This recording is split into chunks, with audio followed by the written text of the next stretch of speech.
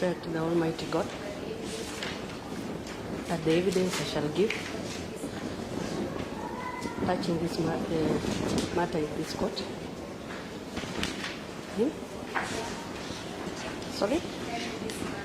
Touching this matter shall be the truth, nothing but the truth. So help me God.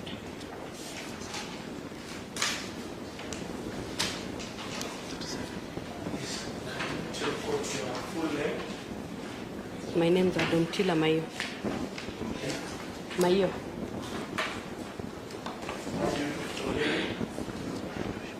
Right now I am a business person and a farmer. I live in Eldoret, Kesses County. Can you tell us what happened in the year 2023 about this case?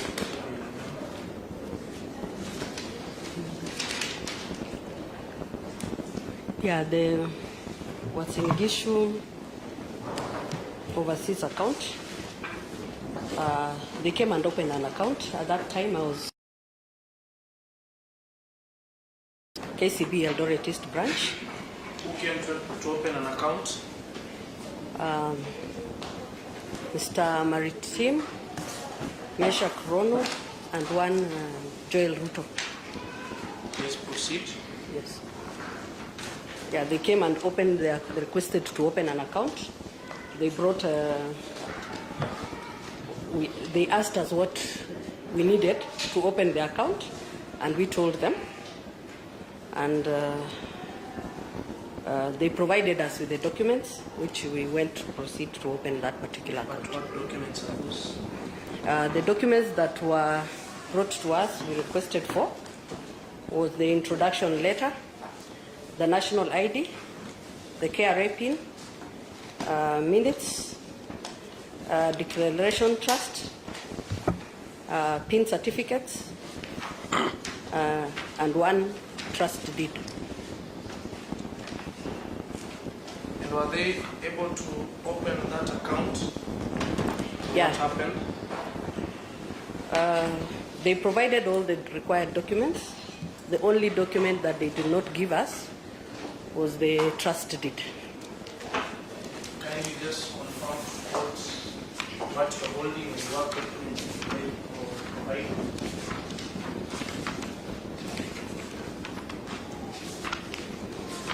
Yeah, these were the documents that they presented to us, which we gave them the account opening documentation, dated 21st May 2021.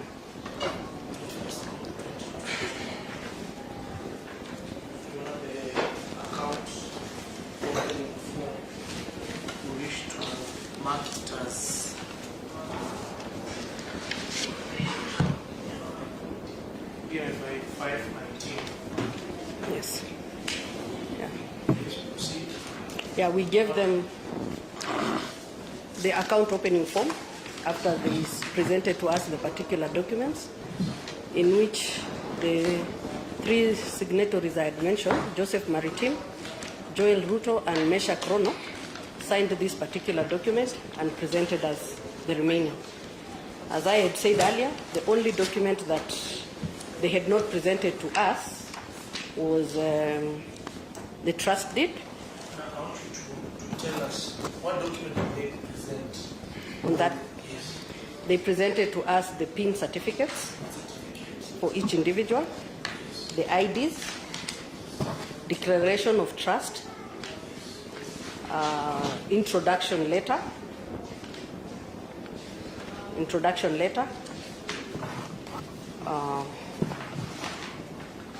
the minutes that were held, the minutes.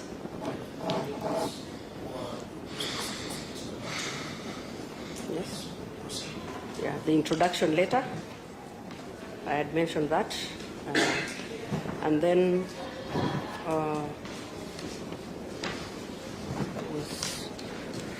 there was the memorandum of understanding letter from the Tampere University of Finland. That was another document that we were given.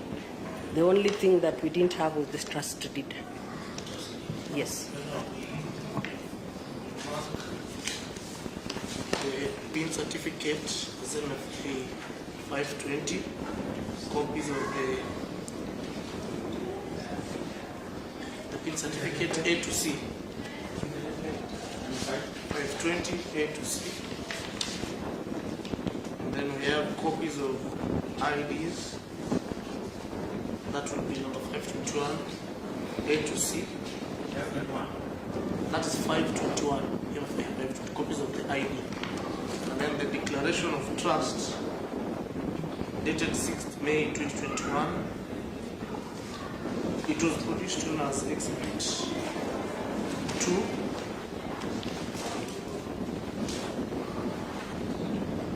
Sorry, on it. The trust, the declaration of trust, we marked it as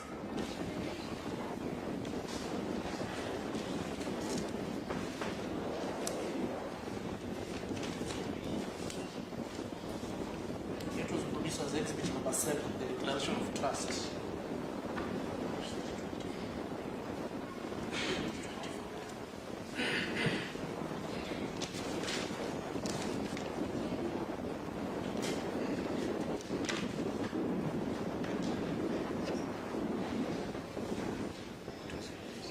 This is exhibit number 324, the declaration of trust. Sorry.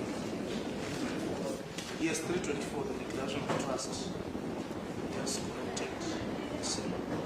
And then, you know, the minutes was produced as exhibit number 2.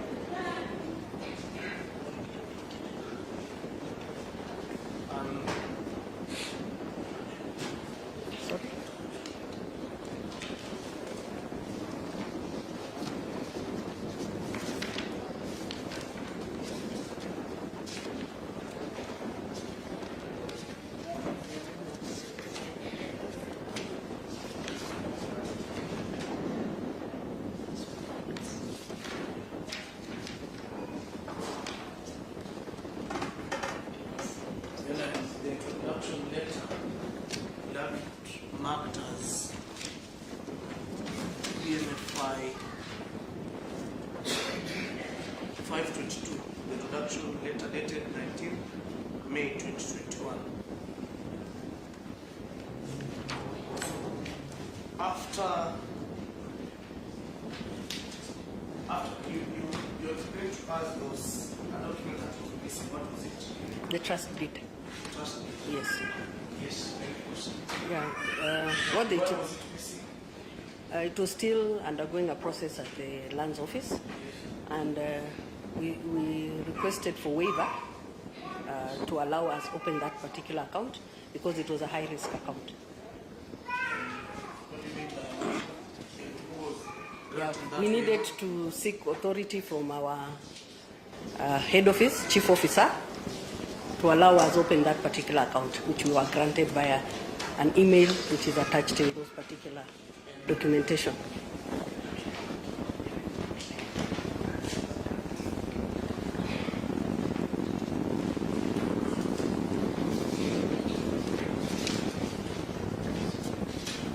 Email is here. The particular email is here from our chief operating officer. when was that email sent to you? It was on 21st May. On that particular day, they were opening the account. No, yeah, thanks. Email dated 1st May 2021, we have it marked as exhibit 523, as MFI 523, and it's dated 21st May 2021, the email excerpt.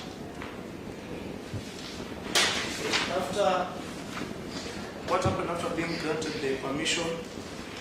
Yeah, we proceeded and opened the account, and they started operating it. After giving us who are going to be the signatories and who are going to operate the account. And who are the signatories to that account? We had one, Joseph Maritim, as the principal trustee. Yes. Number 2, Mesha Krono. Number 3, Joel Ruto. And what is the account? You haven't, you just told us a particular account, and you haven't given us the account number. Can you kindly give us the account number? Yeah, it was 128 592 2778 Uasin Gishu Overseas Education Trust account, part of the title. And kindly repeat who are the signatories to that particular account? The principal trustee, who was Joseph Maritim, Yes. Mesha Krono, and Joel Ruto. And Joel Ruto. Yes. Then after opening the account, what transpired? Okay. The account became operational, and we started receiving funds deposits from the various students and from parents. And at what point did the transaction ever, did the various transactions ever become a red flag to you, or were you ever noted of this? Okay. The only time we got the red flag is when we were informed about investigations that there was something going on, and we got information from the DCI. So what documents were you served with? We were served with a court order, yeah, dated E1000 of 2023. E1000 of 2023 on 3rd April 2023. And with the court order, what did the court order you to do?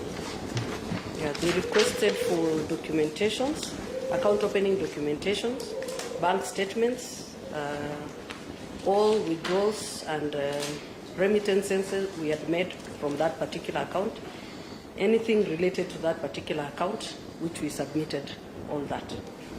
And you submitted on the same? Yes.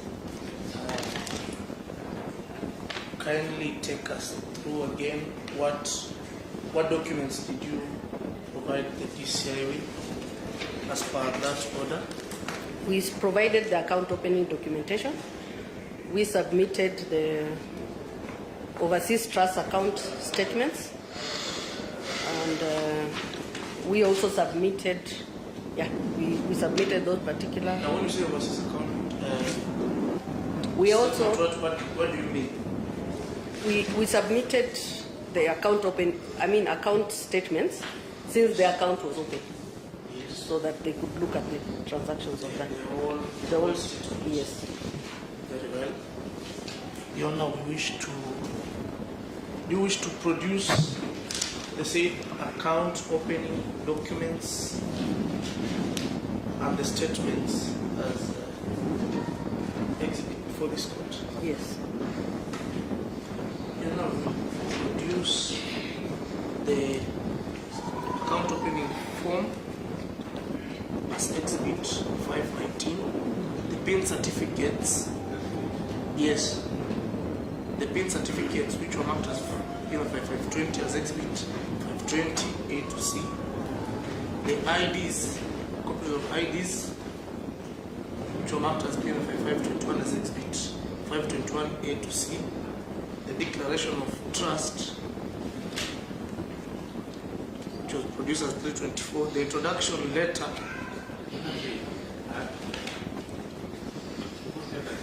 Okay, you know all these documents. 519, which will be produced as 519. Then the PIN certificate 520, exhibit 520 A to C. Yes. Then the copies of the ID as exhibit 521 A to C. Then the introduction letter as exhibit 522,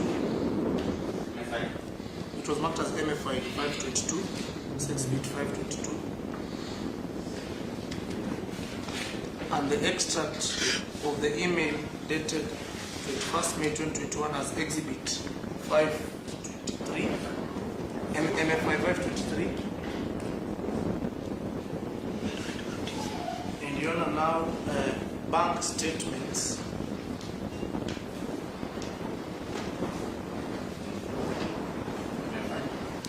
The bank statements we are producing, Your Honor.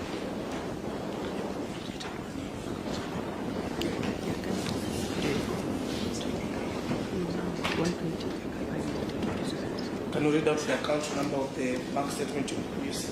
128 592 2778. The name? The name was Uasin Gishu Overseas Education Trust Account. And the bank statement of Uasin Gishu Overseas Education Account as Exhibit number 524. Bank statements. Then much later they opened another Euro account, a sister account to that particular one, using the same documents. That is account 130, 140. Okay.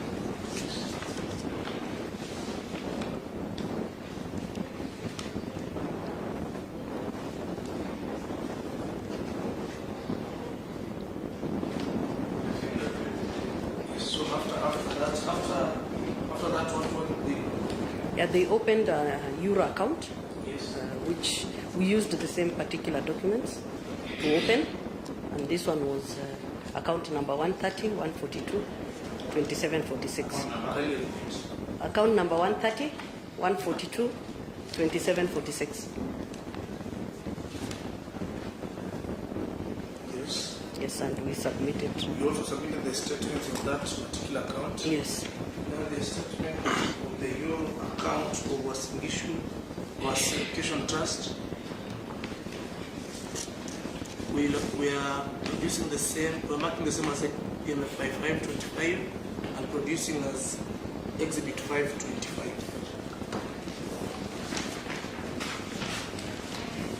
Yes. After that, were you served with any other order? That was the only one at the time. I was still working there.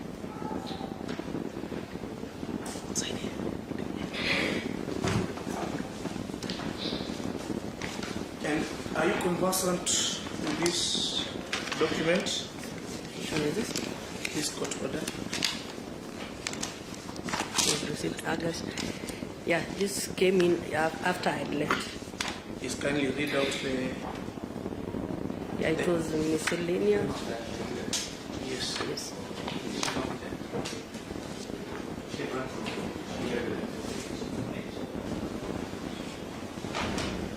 Your Honor, the documents that she used to talk about transpired when she was the bank manager. Yes. This is order number E 2783 of 2023. Yes. And what did the order the bank to do?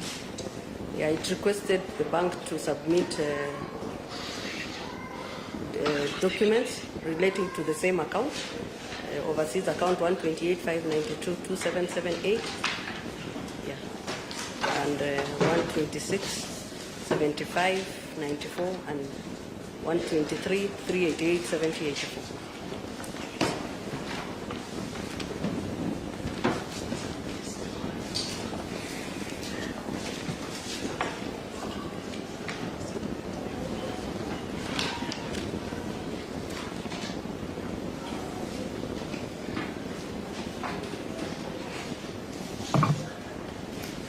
And can you confirm to this court that all these transactions happened when you were the bank manager? Yes, I can confirm. So what do you have here with you? Can you explain to the court? Yeah, I have the account, the statements for account of Uasin Gishu Overseas Trust Account. That is 128 592 2778. they the same as the one that you have produced earlier? Yes, they are the same. Very well. Proceed. Yes, they are the same.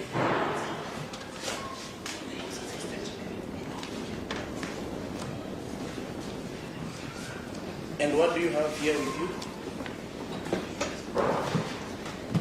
Yes, I do have the transactions that were happening to this particular account during that period. I was still working at the branch. These transactions happened when you are still Yes, working at the bank. at the bank. Yes. Kindly just take us through what is here for us to understand.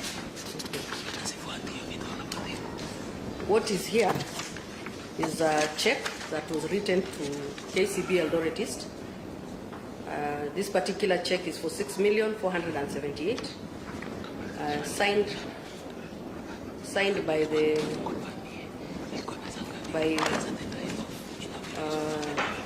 Mesha Chrono. 6,478,000. Signed by Maritime and Mesha Chrono. When was it? When was the check dated? It is dated 14th January 2023.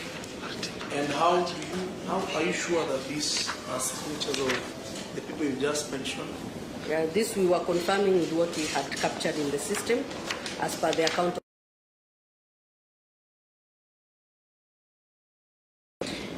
Are you conversant with their signatures? Yes. So, this money, where did this money go to? Okay, as per the procedure, we would normally request that they send us supporting documents. Which are? Why are they sending this money, and where is it being sent to? Yes. And in this particular case,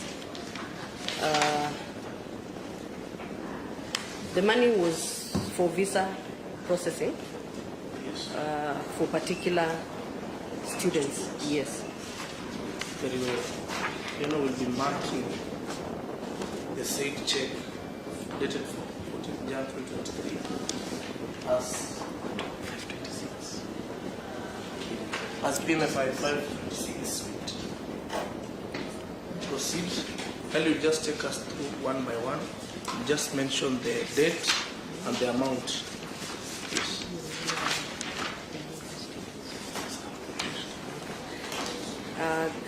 This other one is for 50,000 Dated 11 million. and 50,000 dated 19th January 2023. This one is accompanied by a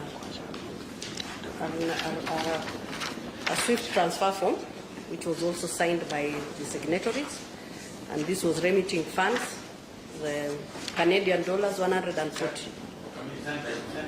Sent by who? Signed by Joseph Maritime and Mesha Chrono. It was remitting funds to Canada.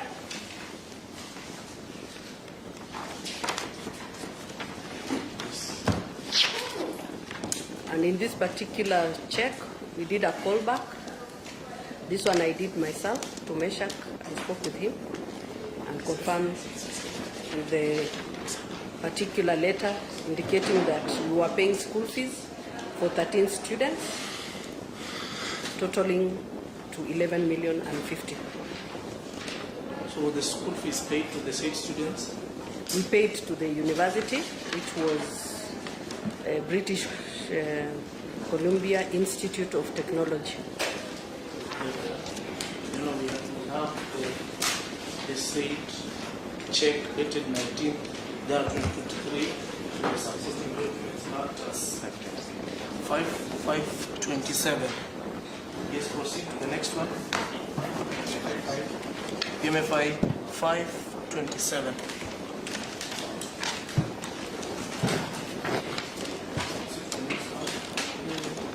The next one is for 1,440,000. Yes, the old checks here. Yeah. Dated 27th January 2023. Signed by who? Signed by Joseph Maritim and Meshach Rono. Yes. Yeah. Confirmed by our then manager operations, that is Frank. He confirmed the same check that it is in order with Maritim. Yes. You know, we have it marked as PMFI 528. Next. The next,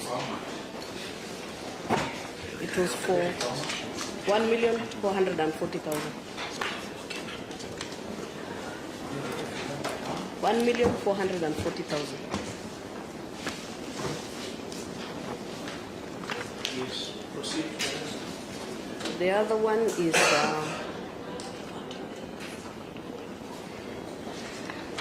a check of 9,120,000, dated 3rd February 2023. This one we confirmed with the Maritim and with my manager operations, and the check was signed by Joseph Maritim. Joseph Maritim and Mr. Ruto. You know, we'll have it marked as PMFI 529. Proceed.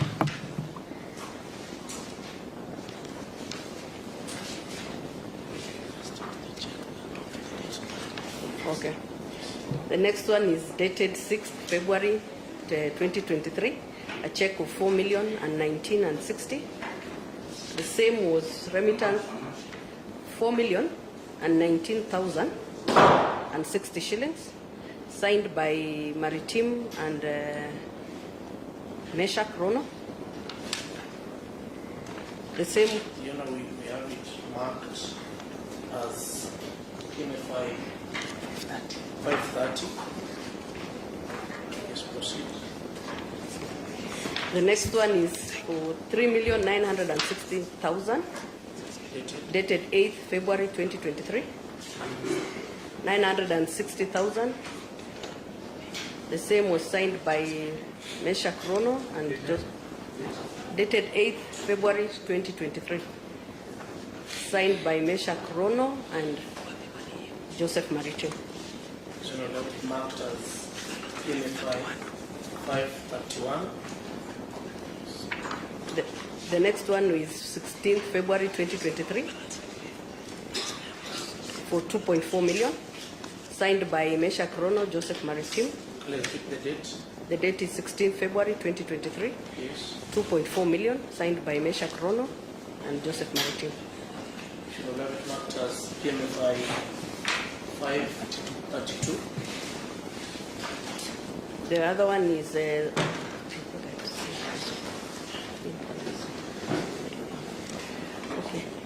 dated 6th February 2023, 16th February 2023 for 9. Huh? It's 16th February 2023.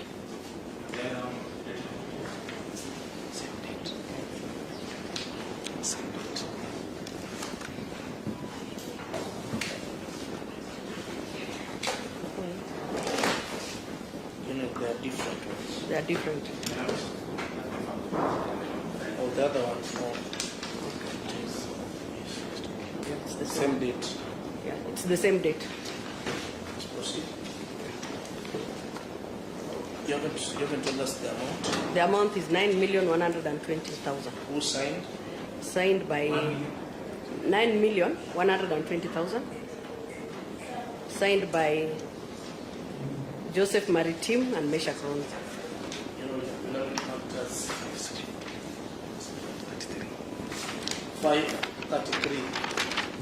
533, yes, proceed. The next one is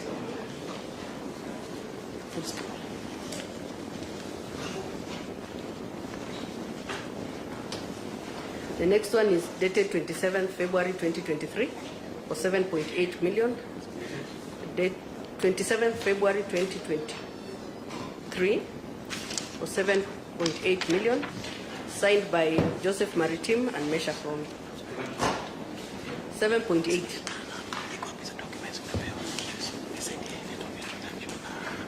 Yes. The next one is that You'll have it marked as MFI 534. 34. Yes. the Proceed. next one is dated 27 February 2023 for 1,960,000, signed by Mesha Krono and Joseph Maritim. You'll have it marked as 535. The next one is dated 1st. 535. The next one is dated 1st March 2023 for Kenyan shillings 2,250,000. Yes, 1st March 2023. 2,250,000, Signed by who? signed by Joseph Maritim, Mesha Krono, and Joel Ruto. So you'll have it marked as 536. Proceed. The next one is dated 20.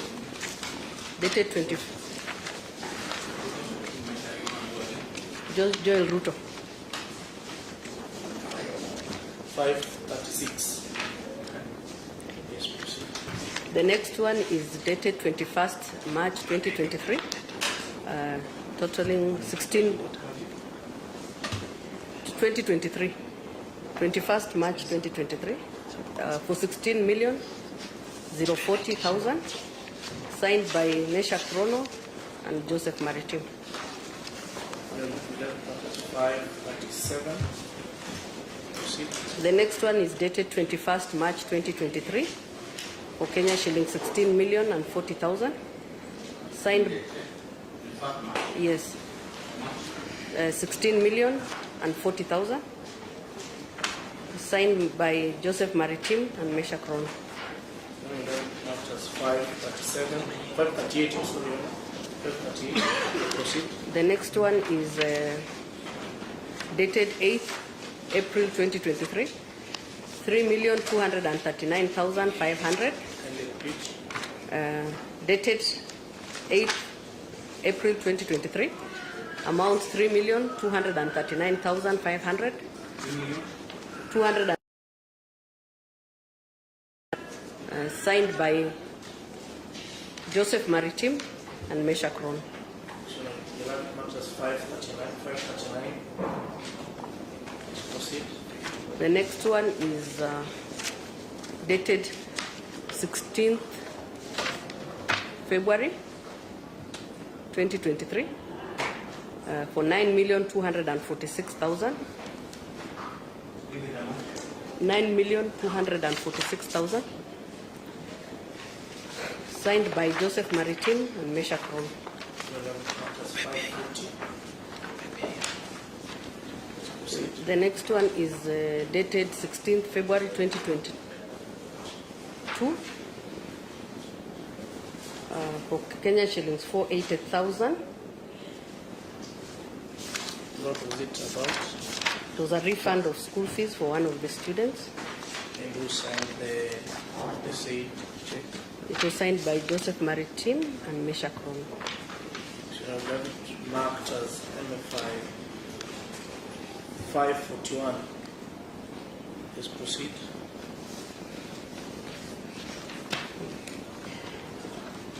Dated 3rd 31st July 2021 of 2,481,150. 481,150.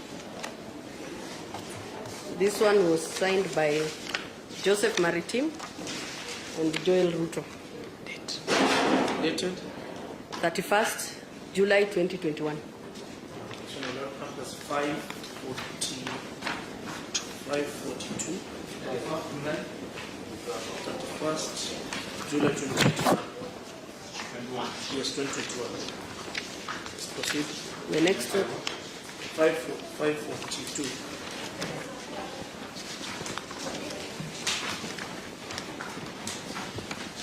the next one is 21st March 2022 for 3,928,404. 928,404.96.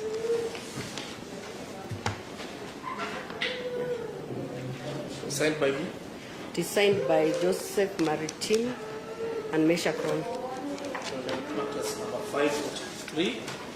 Let's proceed. The other one is check dated 19th April 2022 for 12,125,000. 19th April 2022. 12,125,000. Signed by Mesha Krono. 125. Signed by Mesha Krono and Joseph Maritime. Matters number 544. Let's proceed.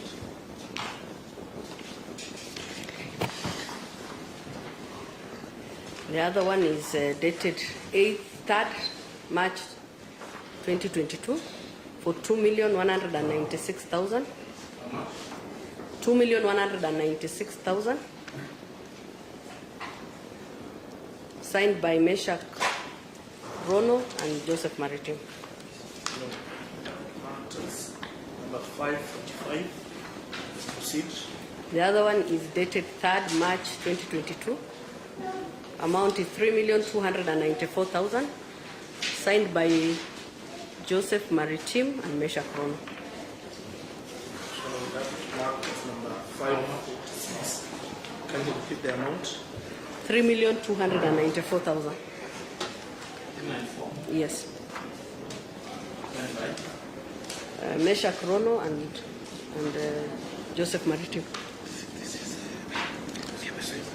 The other one is That is 546. the other one is dated 15th August 2022. Amount is 2,307,810. 307,810. Signed by Mesha Krono and Joseph Maritime. Matters number 547. The other one is 27th November 2022 for 27,601,200. Signed by Mesha Krono, Joel Ruto, and Joseph Maritime. Matters number 548. This one and this one.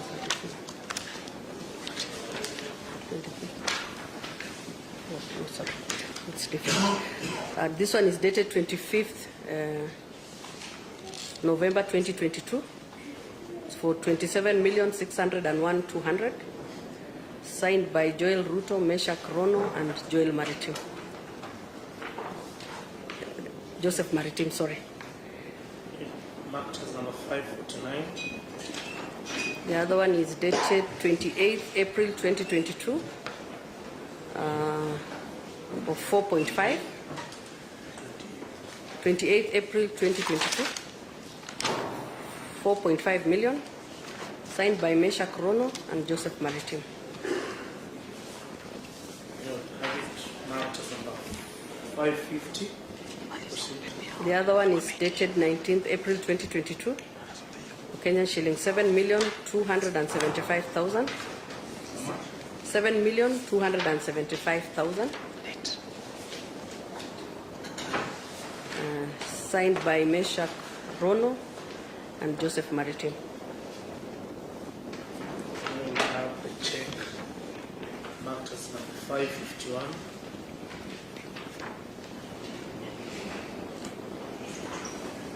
Let's proceed. The other one is dated 8th September 2022. Amount is 16,320,000. Signed by 16,320,000. Signed by Mesha Krono and Joseph Maritime. Marked as number 552. Let's proceed. This one is dated 28th September 2023, amounting to 13,005,201. signed by Joseph Marie, 28th September 2023. 2022, sorry. 13,005,201. 13,005,201, signed by Joseph Maritim and Mesha Krono. 13,005,201. Signed by Mesha Krono and Joseph Maritim.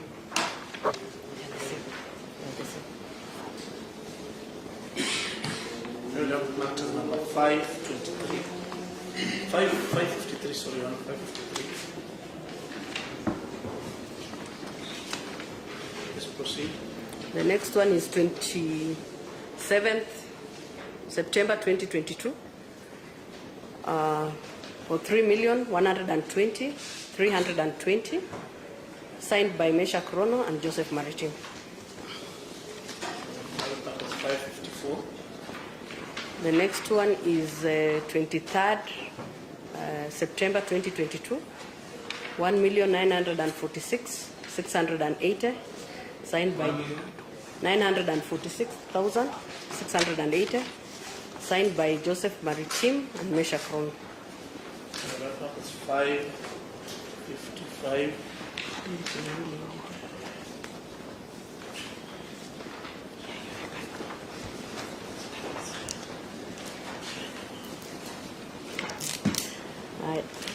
This one is dated 24th September 2022 for 2,125,000, signed by Mesha 125,000, signed by Joseph Maritim and Mesha Krono. You know, we have it marked as 556. Let's proceed. 1946.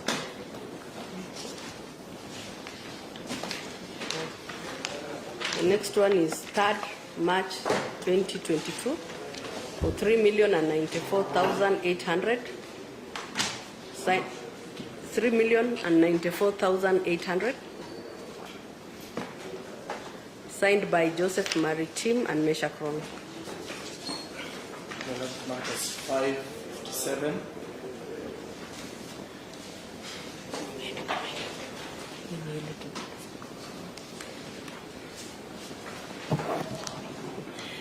Alafu, another one is on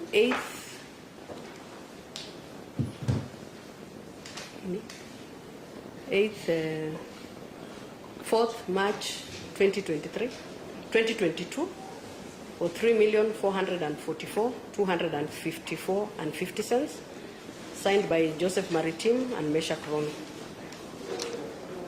That marked as 58. The next one is for 8th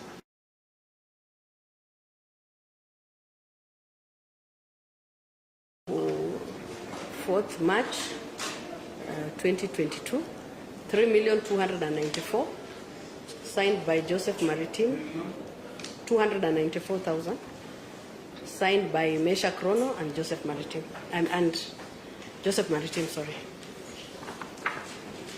And that's 559. And this one is for 10th March 2023, for 4,602,400. 602,400, signed by Joseph Maritim, Mesha Krono, and Joel Ruto. That matches number 560. Next one is dated 4th March 2022 for 2,196,000. 2,196,000, signed by Mesha Krono and Joseph Maritim. 561. This one is dated 21st March 2020. 561.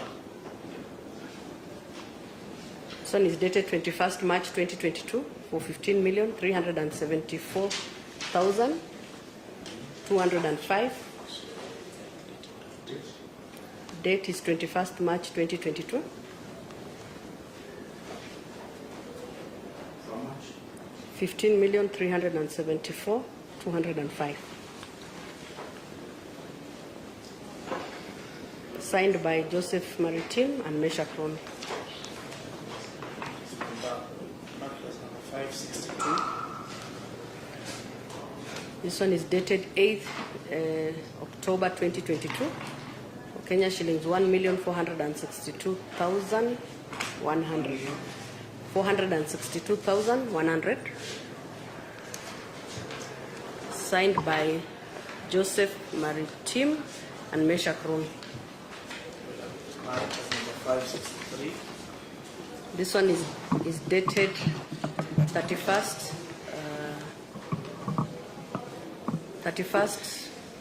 October 2022. For Kenya shillings 1,696,810 and 50 cents. Signed by Joseph Maritim and Mesha Kron. Matters number 564. The next one is dated 24th October 2022 for 2,562,500. 562,500. Signed by Joseph Maritim and Mesha Kron. Matter number 565, Your Honor. Proceed. The next one is dated 24th October 2022 for 21,340,000. 24th October 2022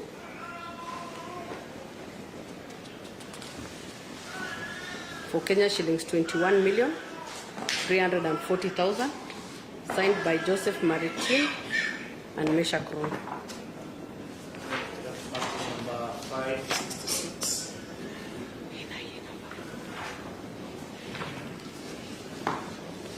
The next one is dated 31st October 2022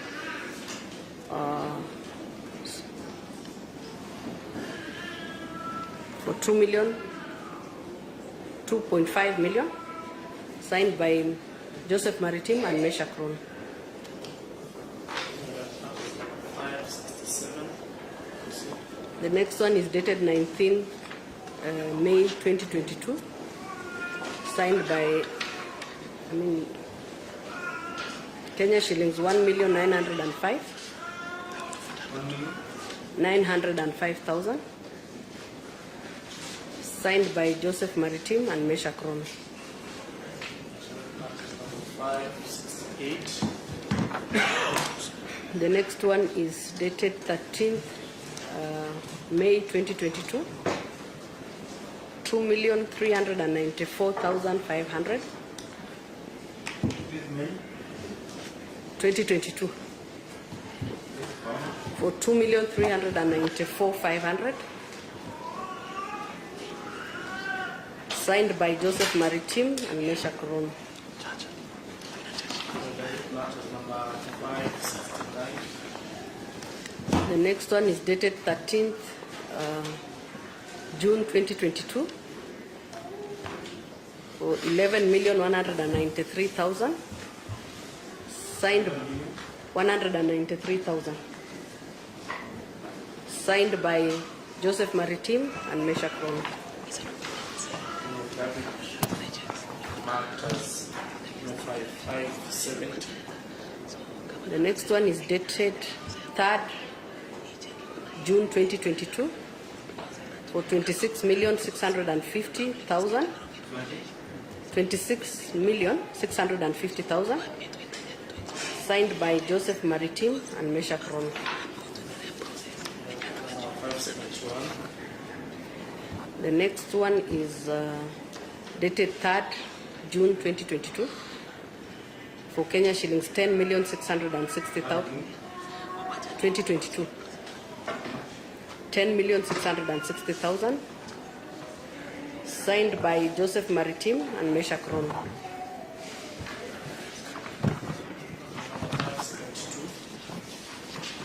572. The next one, They allow me to say something. I have been looking at the documents being mentioned, and for purposes of ease of, I see what is being mentioned is just a check. Here the document they are marking, they are accompanying list of students and the purpose. So I think it's prudent so that to save time even in cross examination, let the details at least broaden the open so that we save cost time, execution and effects. I believe she stated earlier that there were company documents on each of the checks and that they were paid to. If that is the case, just mention that there are accompanying documents for these students so that we save time. Otherwise, the information we are getting is limited to the checks only. Yet what we're marking are a number of documents. We were able to found that before any payment or Yes. Yes, We wanted that clear Yes. and open so that everybody Yes. is in the same page. And even at the end, when she's producing, she'll make it clear. Proceed. and, Proceed. check dated 15th June 2022, 20,553,750. 15th June 2022, 20,553,750, signed by Joseph. 553,750, signed by Joseph Maritim and Mesha Kroon. We have it marked as number 573.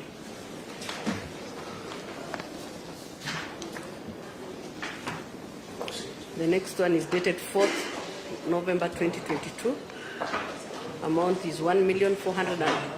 Sorry? What? 2022. 1,455,000 and 55,000. Signed by Mesha Krono and Joseph Maritim. We'll have it marked as number 574.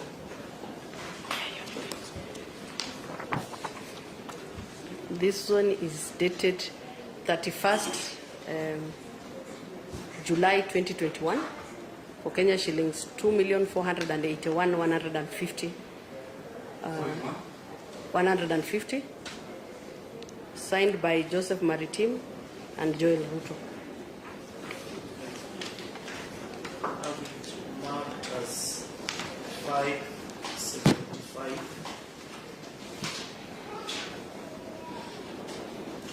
Proceed. The next one is dated 19th December 2022 for Kenya shillings 920,000. The date is 19th December 2022 for 920,000. Signed by Joseph Maritim, Mesha Krono and Joel Ruto. We'll have it marked as number 576. This one is dated 16th August 2022. 4,155,480. Signed by Joseph Maritim and Mesha Krono.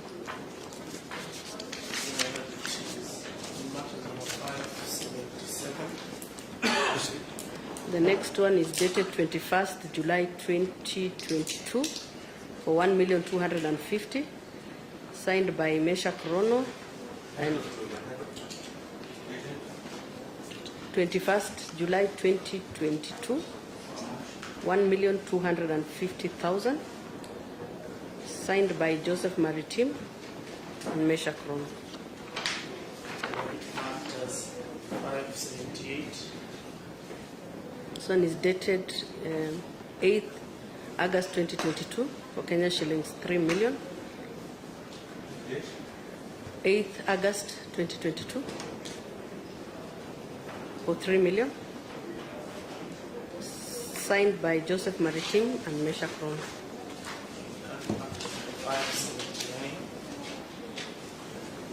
This one is dated 15th August 2022.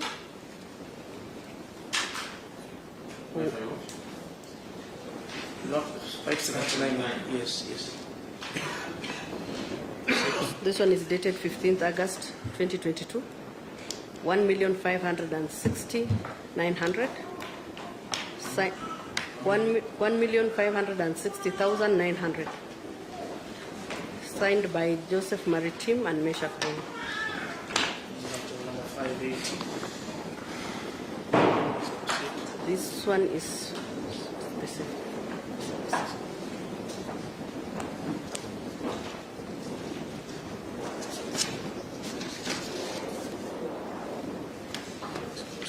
This one is dated 15th August 2022 for Kenya shillings 2,307,810. 307,810. Signed by Joseph Maritime and Meshach Rono. Marked as 581.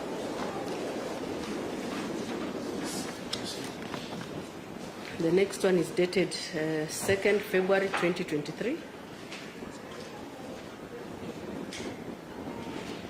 for Kenya shillings 8,290,000. Signed by Joseph Maritime and Meshach Rono. Marked as 582. The next one is dated 14th April 2022 for Kenya shillings 4,850,000. 4,800,000. Date is 14th April 2022. 4,850,000. Signed by Joseph Maritime and Meshach Rono. Marked as 583. This one is dated 28th April 2022. Amount is 12 million. 28th April 2022. 12,125,000. Signed by Joseph Maritime and Meshach Rono. Marked as 584. The next one is dated 19th April 2022. Amount is 7,275,000. 7,275,000. Signed by Joseph Maritime and Meshach Rono. That's marked as number 585. Yes, proceed.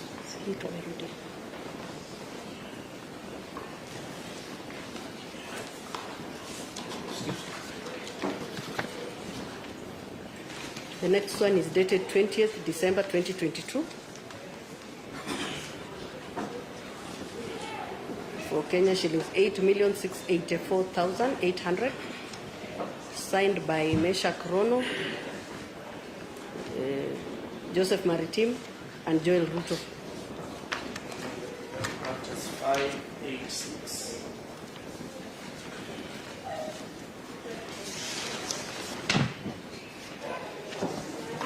He has in checks.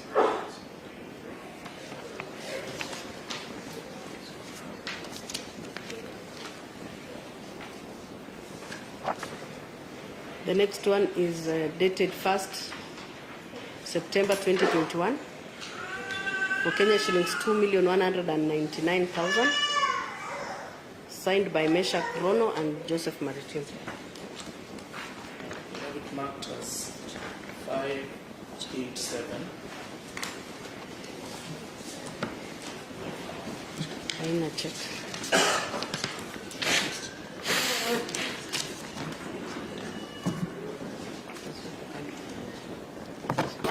Other one is dated 21st March 2022. 15,374,205.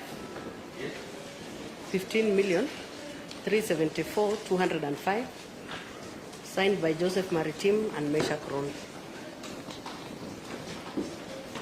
We will have it marked as 588. The next one is dated 28th April 2022 for 12,125,000, signed by Joseph Maritim and Meshach Rono.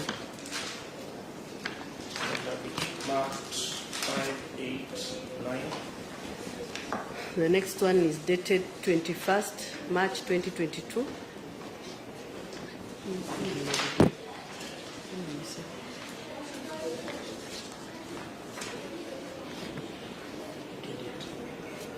Which one?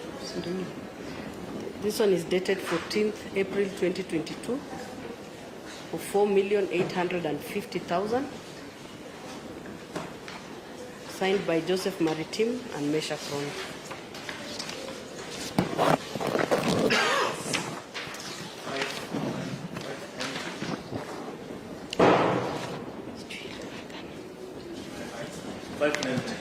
Yes. The next one is dated 10th May 2022. Kenya shillings 3,171,450.25. 3,171,450.25. Signed by Joseph Maritim and Meshach Rono. Marked as number 591. Proceed. The next one is dated 13th May 2022 for 2,894,500. 2,894,500. Signed by Joseph Maritim and Meshach Rono.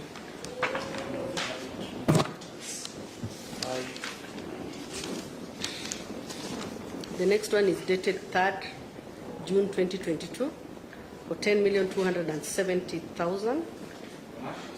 10,270,000. Signed by Meshach Rono and Joseph Maritim. Marked 593. The next one is dated 24th May 2022 for 1,410,000. 1,410,000. Signed by Meshach Rono and Joseph Maritim. Marked as 594. The next 594. The next one is dated 16th May 2022 for 3,401,695. And Meshach Rono. Marked as 595.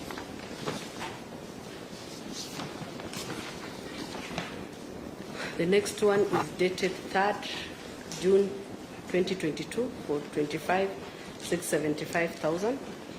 Signed 25,675,000. Signed by Joseph Maritim and Meshach Rono. Marked as 596. The next one is dated 15th June 2022 for Kenya shillings 23,816,250. Signed by Joseph Maritim and Meshach Rono. Marked as 597. The next one is dated 30th June 2023 for Kenya shillings 13,200,000. This one is signed by Joseph Maritim, 30th June 2023 for 13,200,000. 13,200,000. Signed by Joseph Maritim, Meshach Ruto and Joel. Meshach Rono and Joel Ruto. Marked as 598. The other one is dated 28th July 2022 for 1,250,000. Signed by Joel Maritim and Meshach Rono. Marked as 599. The other one is dated 7th July 2022 for Kenya shillings 34,560,000. Yes. Signed by Joel Maritime and Mesh. Repeat the amount. 34,560,000. Dated 7th July 2022. Signed by. Signed by Joseph Maritime and Mesh.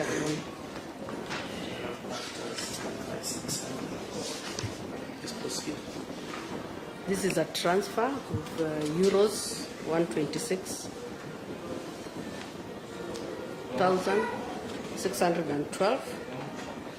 Euros 126,612. Is this amount in euros? It's in euros. Yes. Yeah. Dated? Dated 14th July 2021. Who's signed? The voucher is signed by, the transfer form is signed by Joseph Maritime and Mesha Kron. And where was the money being sent to? It was being sent to Tampere University. No, we have it marked as 601. Yes. So all the documents that you marked, such as 601, all the documents that you marked here, can you explain to us about the supporting documents in each of the documents you marked? Yes. In a summary. No, like I want to explain a summary. Okay. As per the procedure, normally a trust account, Yes. any withdrawal above 100,000, we require supporting documents. Which are, be it the documents that were paying school fees in that university, be it a letter from the officials telling us they are taking this money for this particular thing. So all those documents were supplied to us before they could make any transactions. So do you wish to produce these documents as an exhibit before this court? Yes. You know, we produce the said documents, the checks from PMFI 526 to 601 as exhibit 526 to 601.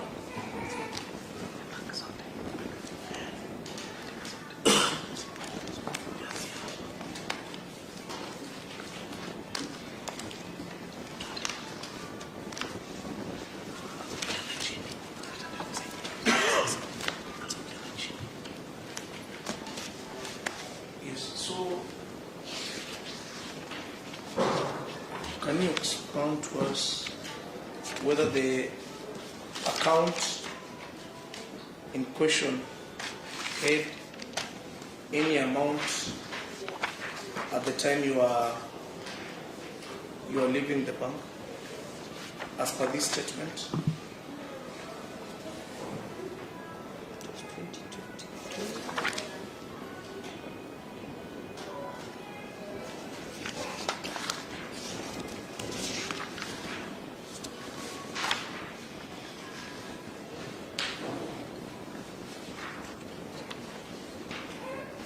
At the time I was leaving, there was 2,666,000. As per which statement? Yes, can you just 2,666,307. As per which statement? As per the statement of account 128 592 2778. Dated from 1st January 2021 to 31st July 2023. Do you wish to produce this statement in particular as it is before this court? Yes. Because we're marking the same statement from 1st January 2021 to 31st July 2023 as PMFI 602 and exhibit. For which account you ask? There are several accounts, Euro account. That's for 128. She has read out the account. I read the account. 128 592 2778. They are the same.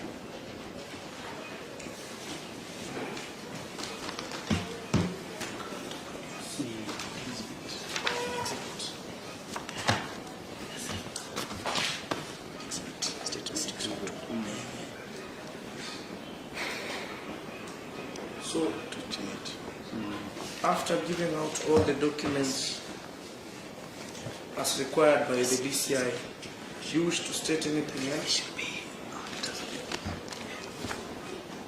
No.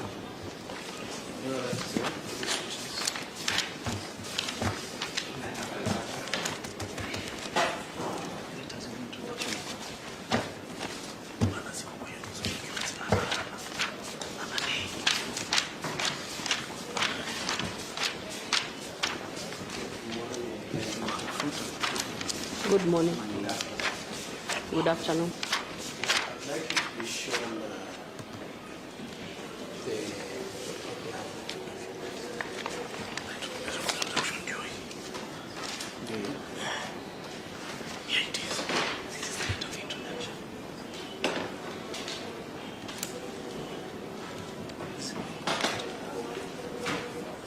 I want to show you exhibit number 525, which is the Euro account opening document.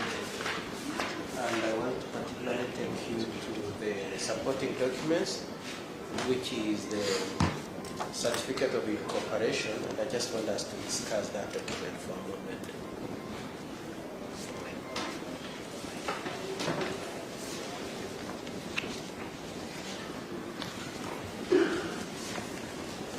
Now, I've shown you. Look at the cover page without losing the page. You look at the cover page. Yes. The cover page of the whole bundle of the document. Yes. You confirm that is what exhibit is it? Written by hand? 525. 5. And could you confirm that that bundle contains the documents that accompany the request to open a Euro account? Yes. Okay. Now, what I have just shown you, could you confirm that that is certificate of incorporation? Yes. Okay. Could you indicate to the court that certificate of incorporation is granted by who?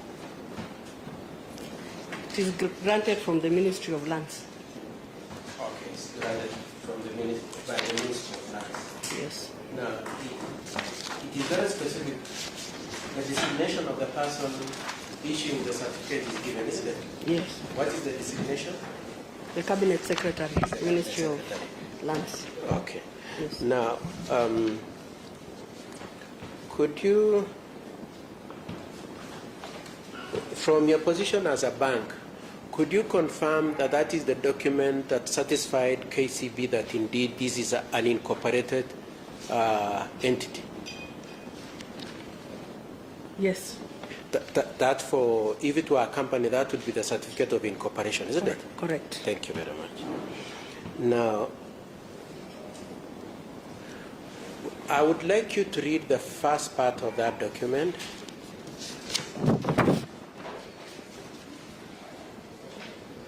Where the CS is granting. What is it granting? You will see grant in capital. Just read it loudly if you don't mind. Certificate of Incorporation under Trustees Perpetual Succession Act, Chapter 164.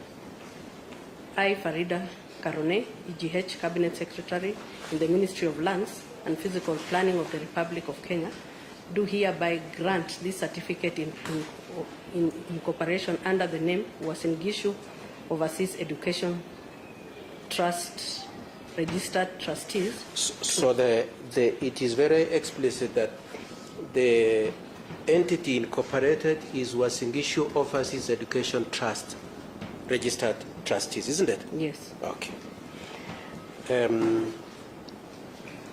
Now, below that, there is a list of 6 people. Correct. Isn't it? Yes.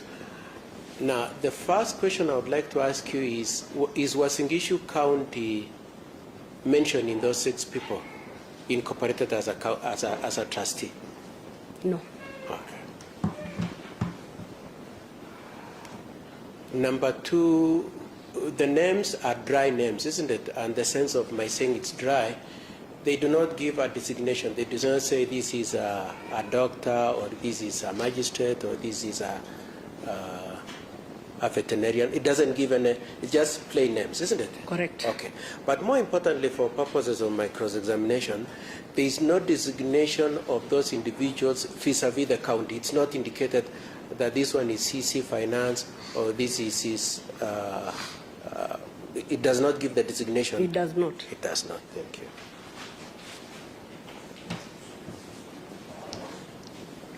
Now, I saw in the other documents, you are the supervisor of the salesperson who brought this account, isn't it? Yes. And the person who brought this account is called Gladys, isn't it? Correct. Okay. Now, before we come to that, it was therefore part of your business to satisfy yourself that this certificate of incorporation is valid, isn't it? Correct. Okay. And for purposes of satisfying yourself, you actually wrote to the advocate who normally does your due diligence, or rather one of the advocates who does due diligence for the KCB, isn't it? Correct. Okay. Now, could you go then, just turn over the pages, could you go, there's a letter from your advocate called Gadara, Yes. dated 22nd of March 2022. Correct. Now, could you confirm for the court's record that the advocate, Mr. Kadara, by a letter dated 22nd March 2022, confirms the fact of the registration of this entity, which we have already seen is called Uasin Gishu Overseas Education Trust Registered Trustees. He confirms it is registered, isn't it? Correct. Okay. Now, in the letter from Kadara, does he make reference of the involvement or the presence or the hand of the county in the entirety of the registration? No. I know you've shaken your head, but we just want you to be on record. So if you could verbalize your shake. I said no. Okay. There is nowhere where the county, upon due diligence of the registration, the county is not mentioned, isn't it? No. Okay. Now, I want us to go back to the certificate of registration by the CS. If you could go back again for one moment. Now, if you could just keep your finger both at the certificate of registration and the letter of Kadara. Could you confirm that both the CS in the certificate of registration and Kadara in his letter lists 4 items explaining the scope of the registration? 4 items. 4 bullet items. Yes. Okay. Now, could we just, why I was asking you whether you are the supervisor is just so that we don't have to go word for word. Could you confirm that the first commitment on the registration or the first scope is that these 6 people are registering themselves as a body corporate? Your Honor, I know my learned friend is only a big guy, and with tremendous respect, would you allow me to interject a bit, knowing the role and the scope of participation of victims? We understand the learned senior colleague represents 7 victims, and the scope is normally limited to the victim he represents. I am seeing his line of cross-examination is directed to the Uasin Gishu County government, a party he does not represent in this case. I believe if, Your Honor, you allow him to proceed in that trajectory, he is expanding his scope of participation in this case. My view is let him limit his questions to his 7 victims so that we save time, and also we limit him to his role as a victim's lawyer. Yes, Your Honor. As in our application for,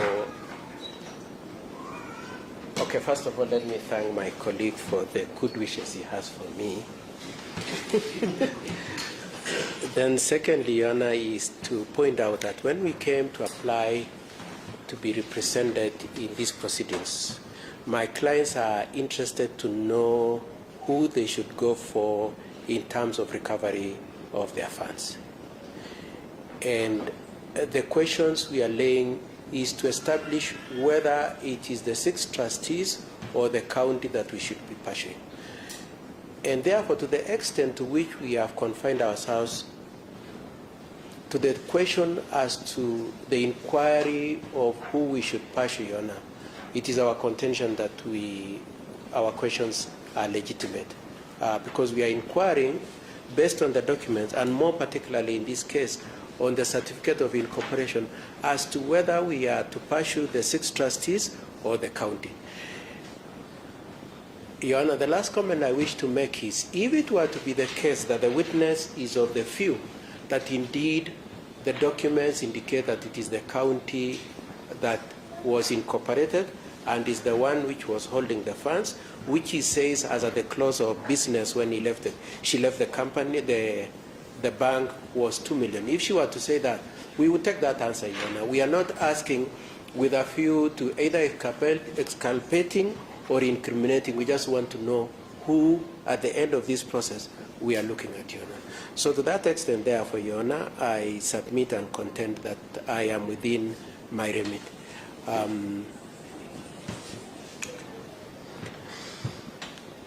Quickly, Your Honor. Yes. Your Honor, with utmost respect to my learned friend, there are 3 accused persons before court, and the charges are very clear. There is no any specific charge on recovery of any funds by the victims. It is either my client will be convicted or acquitted.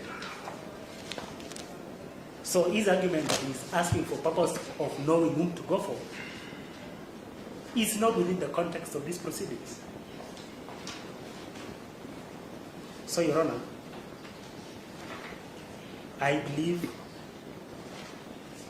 my learned friend should be restricted to the 4 corners of a victim's lawyer in such a case. I will allow Limo to conclude and add one comment on my objection.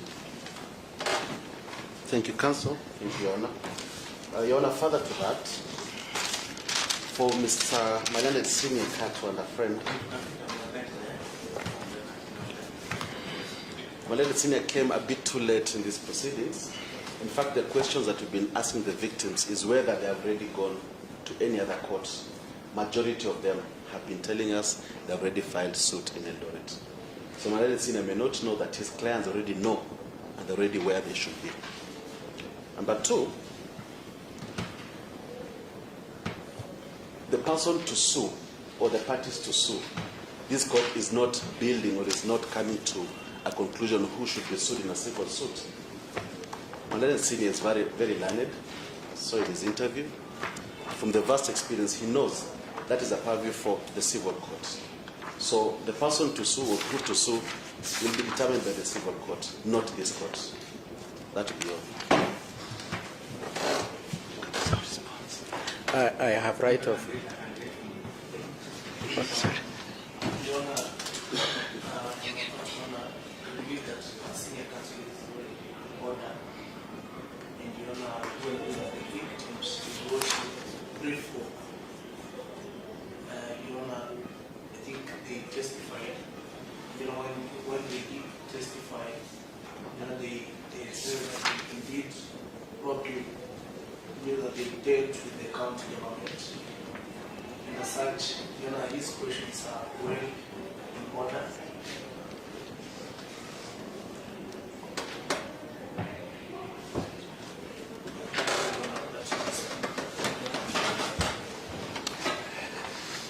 Your Honor, if my learned friends had intended that I should be limited in the scope of my cross-examination, that is an issue that they should have taken up when I was applying and when you allowed me to participate in the cross-examination, Your Honor. Your Honor, number 2, my learned 2 friends have introduced the issue of the charge sheet. And the main issues raised in the charge sheet are 3, Your Honor: conspiracy, theft, abuse of office, probably those 3, Your Honor. And for you to determine whether or not those, and forgery. And for you to determine those issues, Your Honor, there will be the question as to whether, particularly on the aspect of the abuse of office, Your Honor, there is the dichotomy as to whether it is the county that was running this account or it was private trustees. And the point I'm making, Your Honor, is that it is at the root of your determination as to whether or not this account was a trust, separate, or was indeed an extension of the county, Your Honor. So the questions I've asked are very directly in issue on the charge sheet. And so contrary to the way my colleagues are saying that there is no relationship between my questions and the charge sheet is incorrect, Your Honor. Lastly, Your Honor, the interest of the law in allowing the victims to participate, Your Honor, is in part not only the interest of the victims, but also to assist the court to arrive at a just conclusion, Your Honor. And so the question, therefore, that should obtain is whether the questions we are asking are relevant, Your Honor.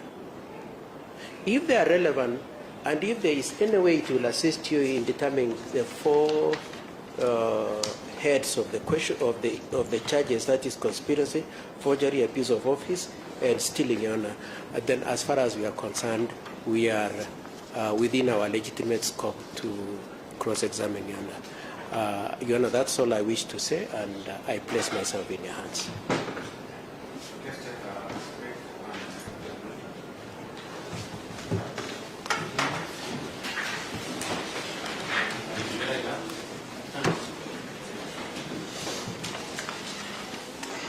Stand up. On 27th of October 2025, this court allowed Mr. Katwak again, now as senior counsel, to represent 7 victims in this matter. And they are Noah Gay, Edward Kiptek, Milka Sambu, Christopher Otich, Japheth Cho, Shadrach Juma, and Josephat Gore. Senior counsel has since been allowed to cross-examine the witnesses soon after the examination in chief by the prosecution. A serious issue had arisen today morning concerning the scope of the examination, and that is whether the victims can cross-examine the witnesses on matters that appear not within their interest, and for example, matters that should be raised by the county government. In the case of Republic vs. Hassan, and criminal case number E07 of 2023, it was held that the scope of participation by a victim is under the discretion of the trial court. The Supreme Court in Joseph Uasin vs. Republic did clarify that victim participation must not be prejudicial to or inconsistent with the rights of the accused person. The Supreme Court in the case did not give an absolute right to counsel for the victim to participate. The participation was limited severally in the following instances. A. It was for the trial court to control the extent of participation. B. The participation could only be allowed if it was not prejudicial to the accused person. And C. A counsel for the victim must realize that there was a prosecutor on record, and that role remained with the DPP. The victim's counsel's hearing came at a later stage, and it will not be that late for this court to request the counsel for the victim to disclose what kind of questions he would like to put to the remaining witnesses hearing, or what interest of the victim they want to be protected. So I will leave that first a year for me so that I can make the control. Mr. Katwa, you can sit down now. So you confirmed to us you ought to have done that at the pretrial stage, but you came late. So confirm to us what questions you would like to put to the witnesses, the 2 remaining one, I believe, and what interest you want to protect, so that I can give direction to the limit and scope. Just a minute. A minute.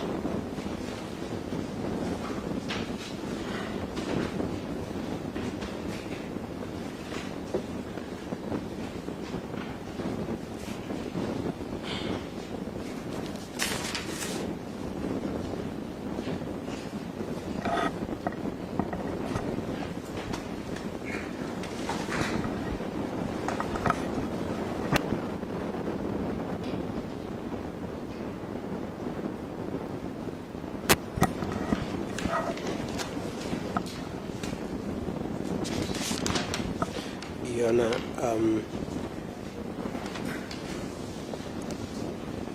it is the position of the victims that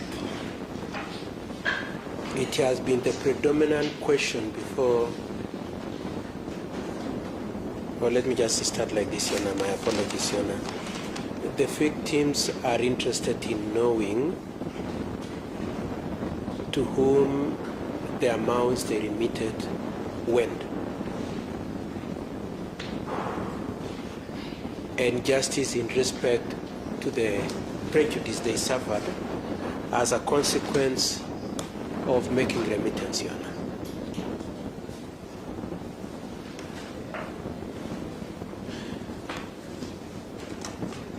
And Your Honor, in the course of the invites to make the remittances, the invites was made to appear fake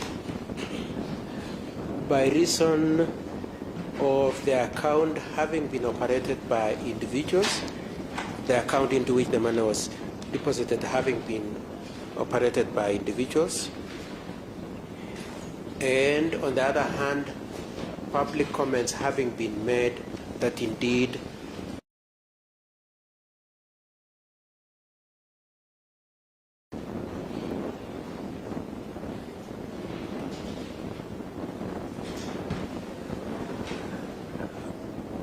up to the time they suffered the prejudice, Your Honor,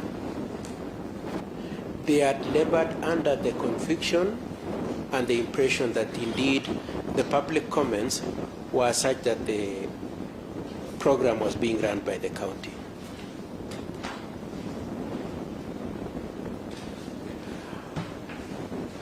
However, when they lost their money, Your Honor, and when they agitated for recovery of the losses they had suffered, the county then indicated to them that indeed it is not a county program, it was individuals.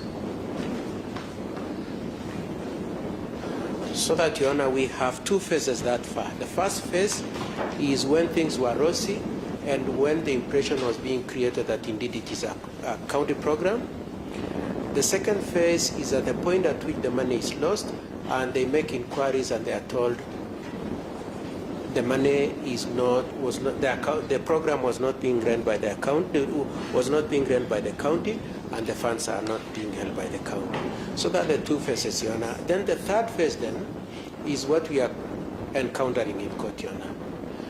Being that in these proceedings, excluding everything else, the one predominant contestation that has obtained and which is at the core of your determination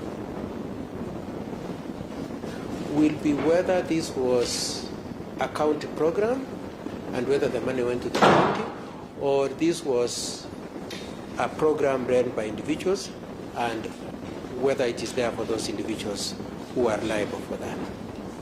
That, Your Honor, will be at the center of your decision on the multiple counts that are here, constituting conspiracy, stealing, forgery, and abuse of office. Your Honor, that then brings us to the real issue that the victims are interested in. The victims are therefore as interested as the accused persons and as the court to know who shoulders the liability and who is responsible for the receipt of their money which were lost.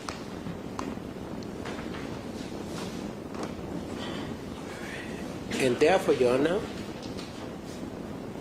the cross-examination and the interest of the victims in this process is an endeavor to know who is liable for them, for the losses they suffered, and for the justice on that issue. Now, Your Honor, I just want to address lastly, I want to address the question that my two learned friends invited your attention to as the main issue for your determination. Now, Your Honor, I acknowledge that I am the one who said that we are interested in knowing who is liable. Your Honor, it is our contention that your decision, we are stakeholders in the decision you will make, Your Honor, as victims. We are stakeholders in that decision. We are stakeholders in the question of who is liable for the receipt and accounting for the money. And we want to say this very emphatically, Your Honor, that please don't allow the question of whether we will file a civil suit or not influence your mind. Don't let the question of what we will do with your decision influence your mind. Your Honor, we pray that you focus on the question of whether or not it is actually a central issue for you to determine whether the account was account or was private account. So that really is the first issue we would like you to determine, Your Honor.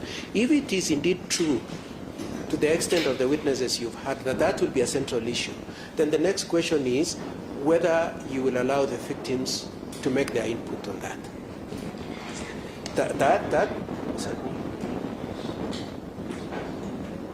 Whether the account was run by the county, whether the account and the program was run by the county,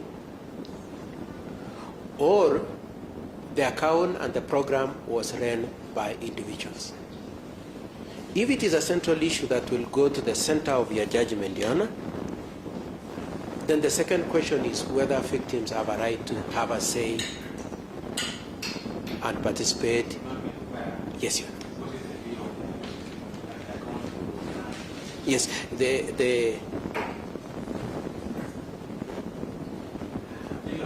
so the question you're asking,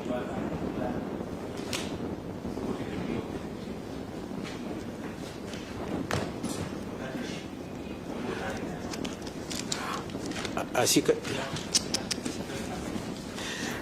can see, Your Honor, my learned friend who was looking at his phone has put it aside because that's such an important question for them. Your Honor, we want to say as victims, we are interested just to know we have no position. We have no position, Your Honor. Yes, sir. Yes, so our interest is exactly the same as the one for the accused. Of course, they take sides for their clients, but their interest is also to put to you the question as to who is responsible for the program and the account. All their questions are related to that. You know.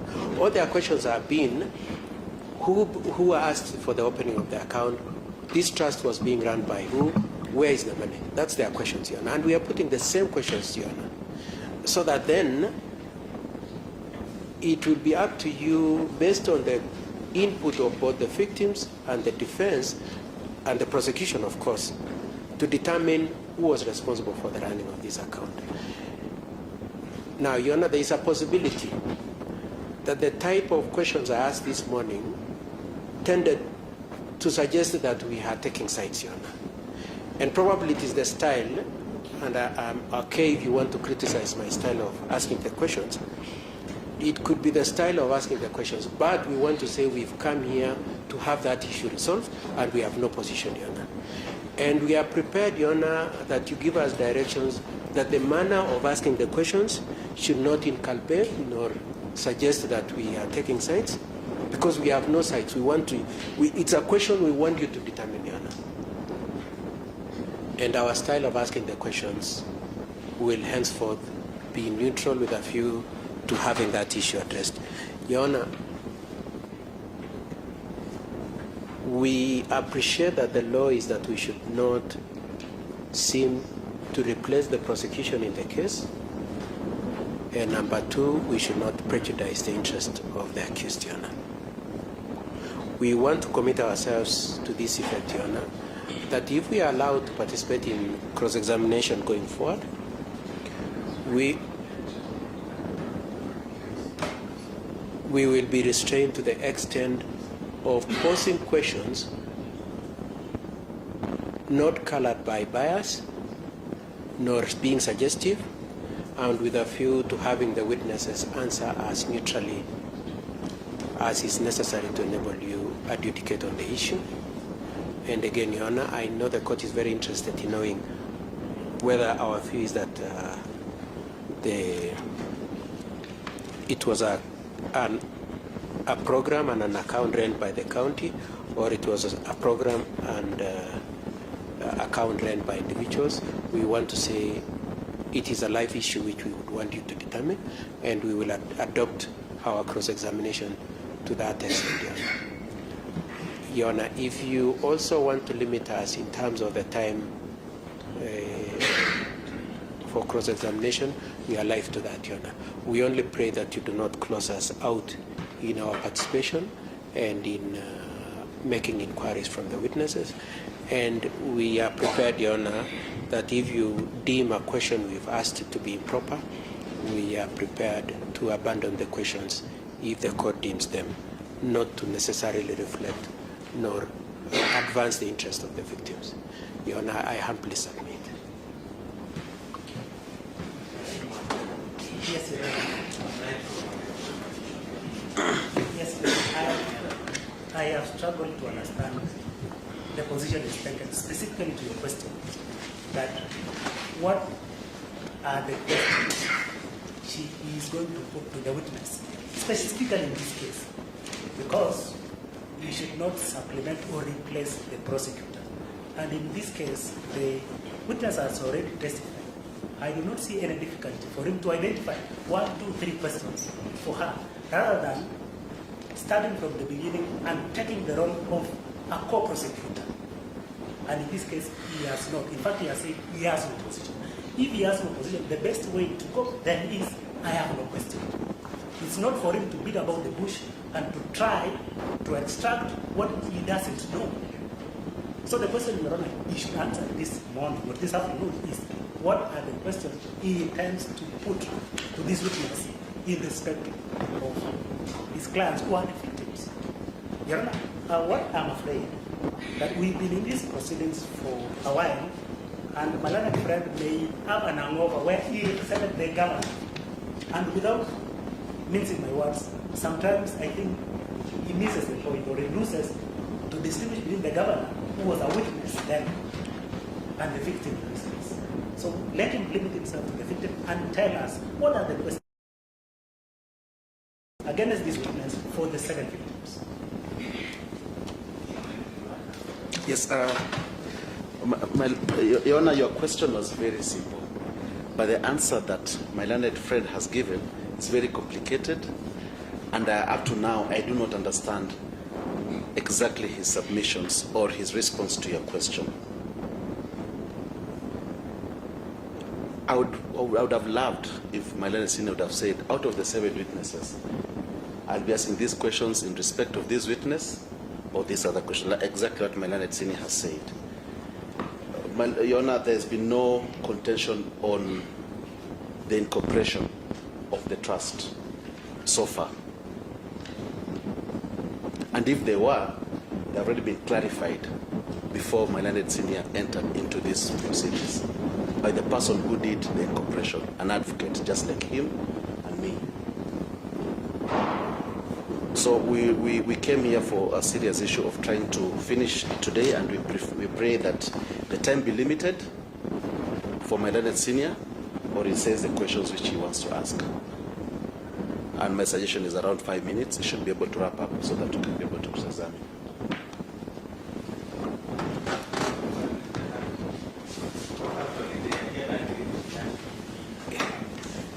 Okay. So let me just answer the 2 questions that both of them have said. The main one is that they are confused, Your Honor. Our position, Your Honor, is that we have not tried to supplement or replace the prosecutor. We have not contradicted anything the prosecutor has asked or extracted, nor have we introduced any new exhibits. We have limited ourselves to the extent to the case of that the prosecutor has brought. So it's not right to say we are either being co-prosecutors or we are going beyond what the prosecutor has endeavored to get. That's one. The second one, Your Honor, is the question. They're saying you've asked me a question I haven't answered, Your Honor. I thought I answered, and I want to answer it again, Your Honor. Our question is tailored on contributing to the question of who was running the program and who was operating the accounts. Who was running the program and who was operating the accounts, Your Honor. That's the extent of our questions.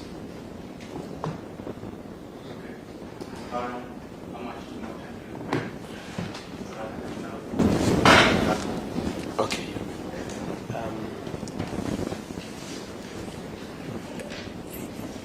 Your Honor, very respectful. Did you want to suggest I can live within the time you would want to prescribe for us? Your Honor? We would really like to cooperate with the court, Your Honor.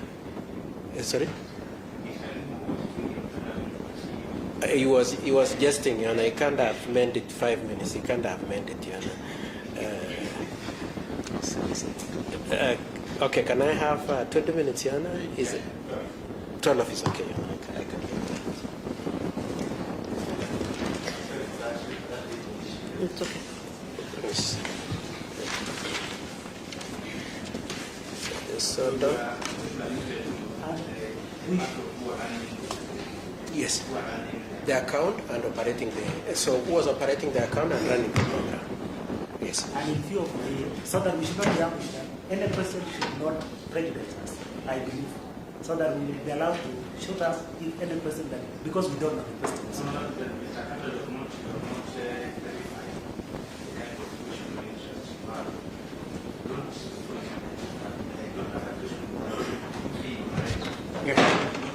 Yes, yes, and I think that one I've been very faithful on that. I've never asked for any name or any individual. I've just asked what the document says on the face of it, and the documents we didn't bring it to the prosecutor who brought them. Yes, Your Honor. Yes. Okay. So, Domtila. Looking at that exhibit number 526, you still have that exhibit? I returned it. Huh? You have it? I returned it back.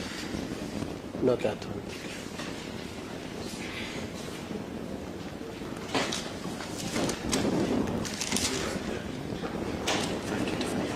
Sorry? 525. Yes. What? 525. Oh, sorry, exhibit 525. The Euro account and the supporting annexures.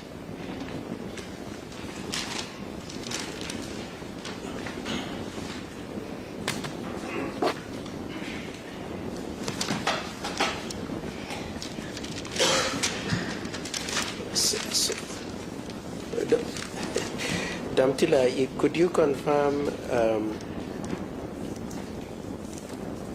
the documents you are looking at, more particularly the trust document and the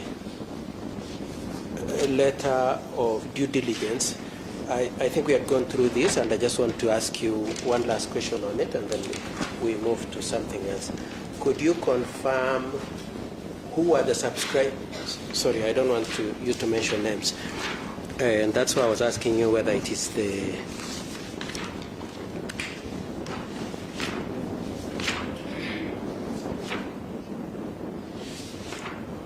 Could you confirm whether there is any government entity involved in it? Whether central government or county government? Because this was from the Ministry of Lands.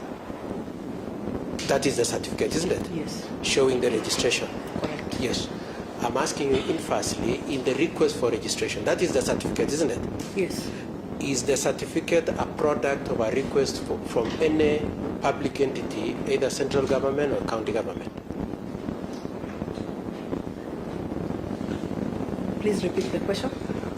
So that's what you are looking at is from This Ministry of particular Lands. document, yes. Yes, and Correct. it is a certificate, isn't it? Correct. It is a product of a process of a request, isn't it? Correct. Now, my question is, leading to that, based on the documents you have, Correct. including the due diligence you sent to your advocate, Correct. is that certificate a product of a request by any public entity, and public entity, for purposes of the question, is either central government or county government? It is a product from, in this particular context, it was from the county government. Okay. Could you indicate what is that county government document? It was the declaration of trust, which was prepared and filed by Marimoy and Company Advocates. Okay. Okay. And Marimoy is a county government? No, Okay. this is a private. So how does the fact that it is Marimoy who submitted the declaration mean that it was county government? Because it is the county government who wrote to them. Who wrote to? To Marimoy and Company Okay, Advocates. so you to have other prepare- documents from Marimoy? That is the declaration of trust, which is the genesis of preparing the document of the trust deed. Okay. Yes. So, So they had to- the declaration of trust is this document in exhibit number 519, isn't it? This other document, yeah. I have the declaration of trust here. I will show you exhibit number 519.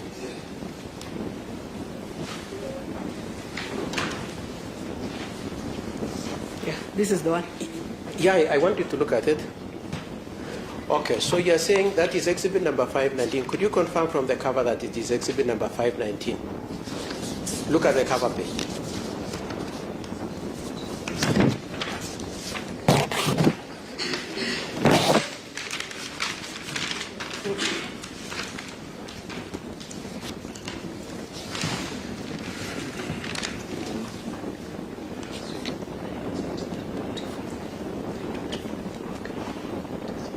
Okay, so I'm told the declaration of trust is exhibit number 324.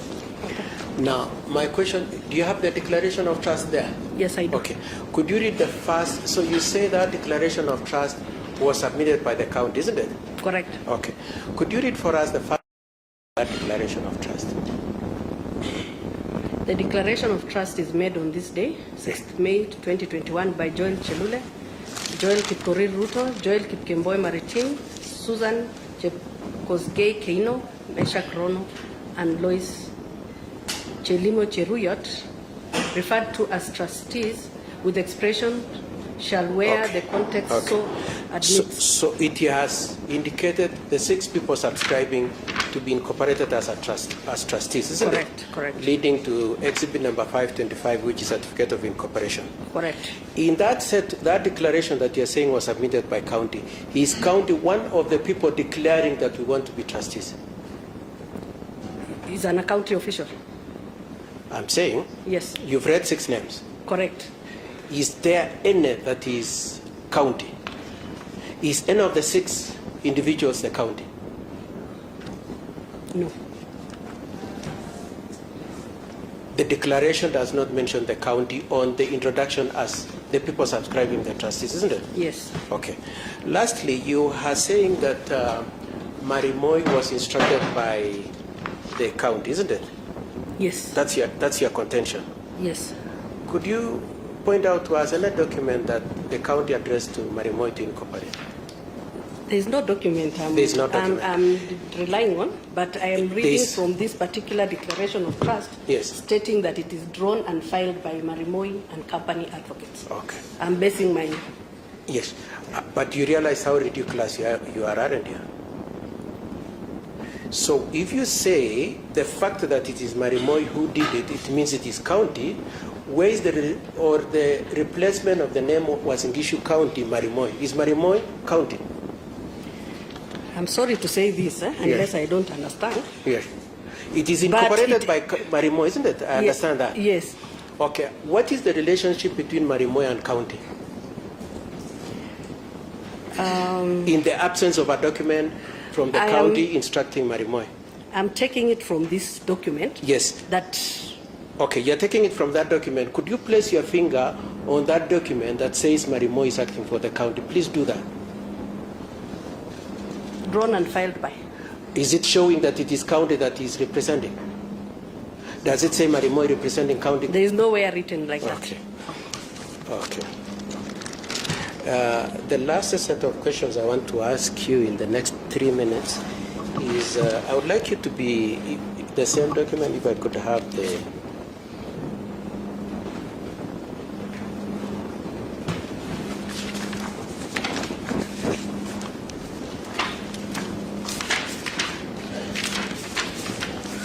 You made reference to the account opening documents, isn't it? You remember making reference to them? Yes. Filled by the county. I think they are in that document you have. If I could have this document.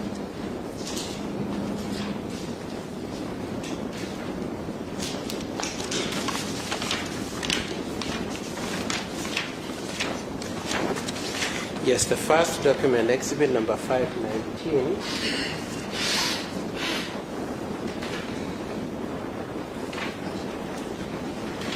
Now, if you were listening, the court has asked me not to mention names, so I'll not mention names, and I'm asking you not to mention names.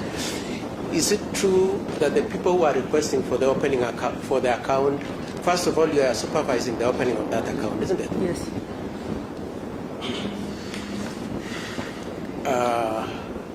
KYC, were you the one responsible for know your client in this account? No.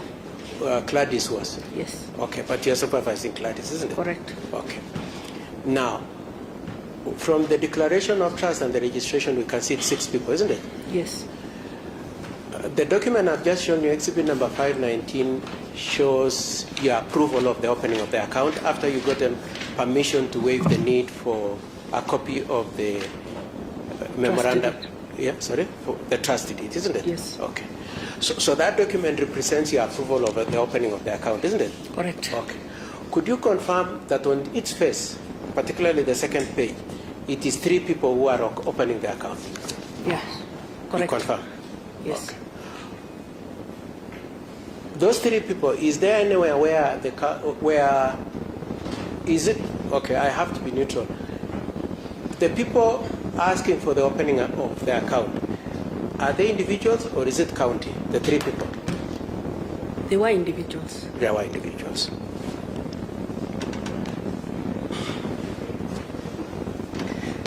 You also said that when you are opening an account, you had to ask for a waiver, isn't it? Yes. For the trust deed. Correct. Okay. So our understanding then is that there is a protocol of how to open an account, isn't it? True. Okay. That protocol, does it create a distinction between a private individual account opening and an account for a government entity? It follows through according to... Please just answer the question. Yes. Does the protocols that instruct you as a bank manager Yes. give protocols when you are opening a public account and when you are opening a private account? That's the question I'm asking. Just to limit yourself to that question. It is the same. It's the same. It's whether it's public or private. Okay. Yes. And so you received letters of introduction in this Correct. and the request for opening account. Correct. Were the requests for opening account and the introductions done by individuals or the county? Because that's the question. It was the county. Okay. Do you have the document from the county? Yeah, there's a letter. Okay. Is it written by the CC Finance? No. It's not. Yes. Okay. Yeah.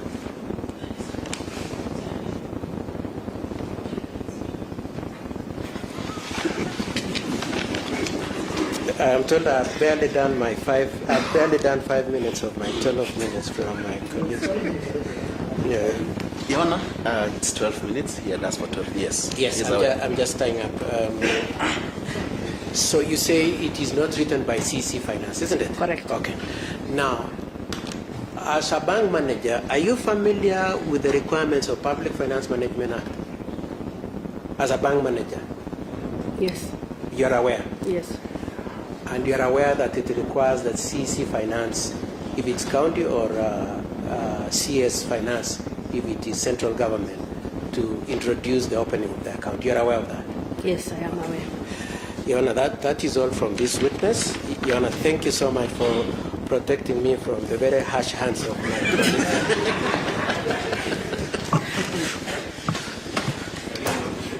Yes, I think I'll go first, by the way, Your Honor. Good afternoon. Good afternoon. My name is Limo.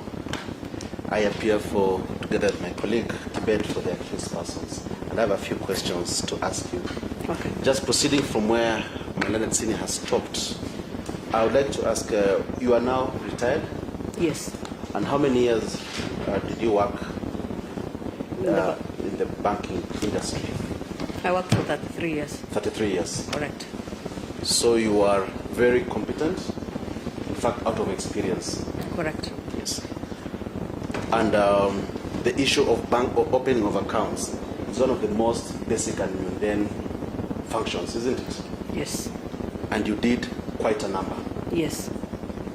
even for trust accounts, isn't it? Yes. Or was this the first that you ever handled? This is the first I ever handled. For the opening of a trust account? Yes. Okay. Now, when did you retire? On 24th May 2023. 24th May 2023. And 24th May 2023. By then, the governor of Uasin Gishu was the current governor, isn't it? Yes. Chelilim. Correct. Okay.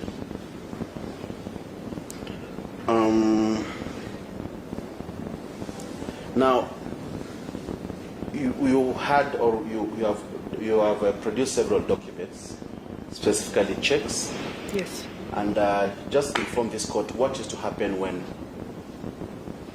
either of the two trustees walked into the bank to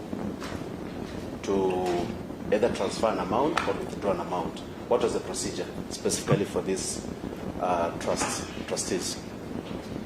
Okay. One, Yes. there was a mandatory signatory of this particular account. That was the principal trustee, Yes. who was Mr.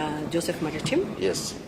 and the other two signatories who were Mr. Ruto and Meshak. Yes. And upon any other transactions Yes. they were doing, they had to produce documents exceeding 100,000. Yes. That is as per the regulation of trustee accounts, Yes. where they had to give us supporting documents on any withdrawal they were doing, for any transactions they were doing on this particular account. Yeah. So every other time they came, they would present those documents, write a check, and we would proceed with whatever transaction they wanted, be it remitting funds to the universities in Finland or withdrawing funds just to cater for their So in short, upkeeps. every withdrawal had supporting documents. all withdrawals over 100,000. Over 100,000. Correct. Had supporting documents. Had supporting documents. Yes. Now, and just to confirm, I know you've mentioned, but just want to confirm that there was in all withdrawals Yes. or transfers, there was a mandatory signatory.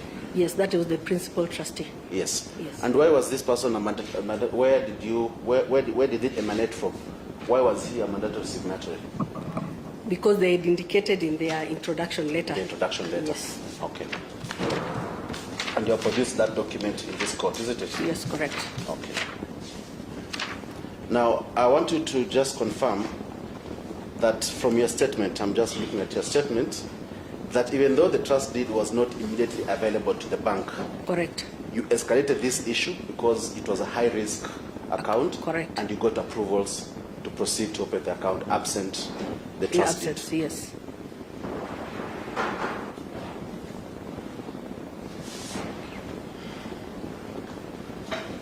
So it was not just a branch decision, but a regional decision. In fact, I would say it was an head office decision. A head office because decision. of the fact that this was Uasin Gishu County, Yes. and we had so many partnerships with them. Yeah. Yes. But in any case, once the trust deed was completed, you got a copy from you got a copy of the trust deed, Yes. and that is what you've also produced in this court today. Correct. Okay.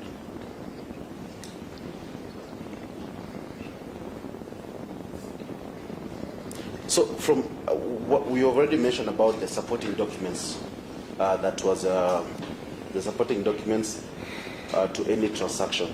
So to the bank's knowledge, Yes. any amount that left the bank Yes. can be justified, and the documents have been produced in this court. Correct. So there's no qualms as to where this money went. Yes. It showed where the money is going, isn't it? Yes. And who has withdrawn the money. Yes.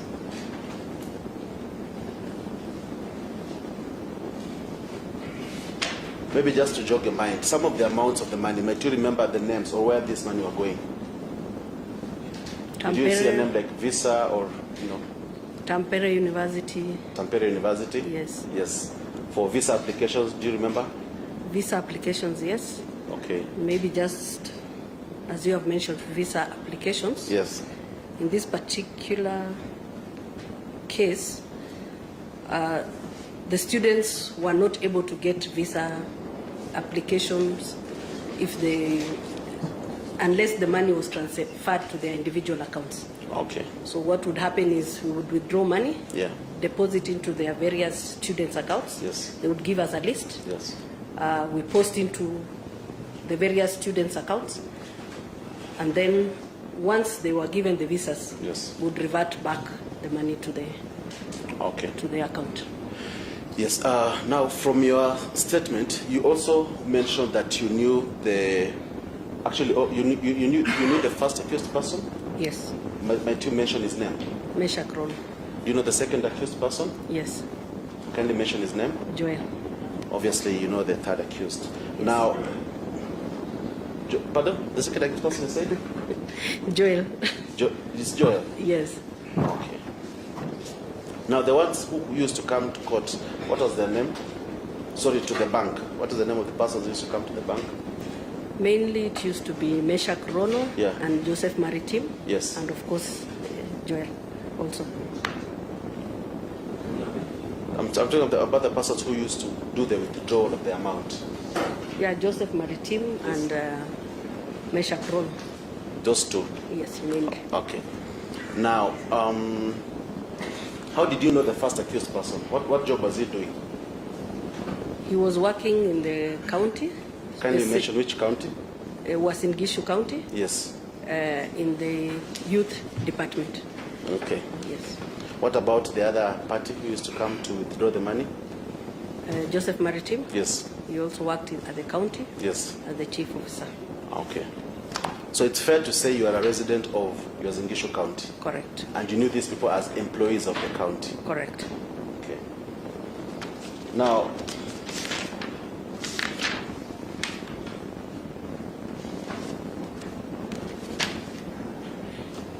you also, the document that was brought to you, the Declaration of Trust, Yes. the name of the trust was Uasin Gishu Overseas Education Trust. Yes.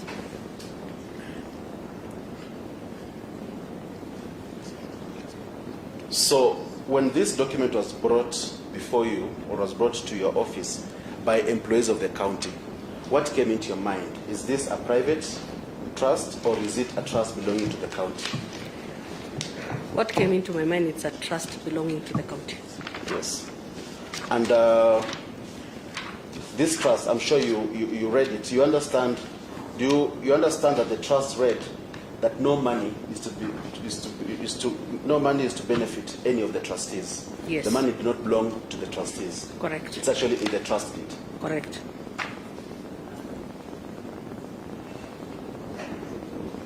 And that is why you would not accept any supporting document of money going into either of the accounts or even your own account. Yes. It had to make sense that this money goes to, according to the purpose of the trust deed. Yes.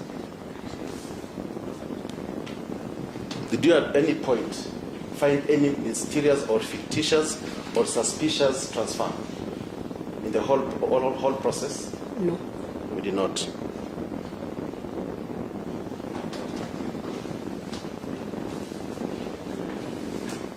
Now, to the best of your knowledge, you said you retired in 2023. Correct. To the best of your knowledge, has the bank been sued by any of the victims regarding this trust? No. Has the bank been reprimanded by the central bank or any other authority regarding this trust? No.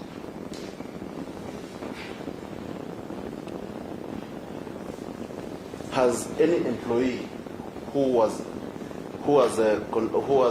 control over this account been reprimanded by the bank or any authority in this country?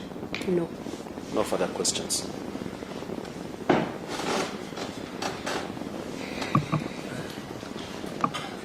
I would request that you give up your statements. Let me start with you. How many accounts were opened by the Uasin Gishu Trust, if you may remember?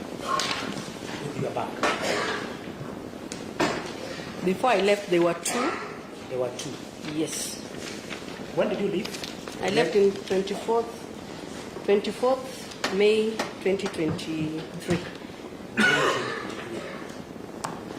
Right. Have you been given the bank statements? Yes. Yes, I want you to assist the court to confirm the highest amount that was ever at one specific time in your bank or in that account. And the reason why I would ask you, so that probably, let me just rephrase it so that you don't take long.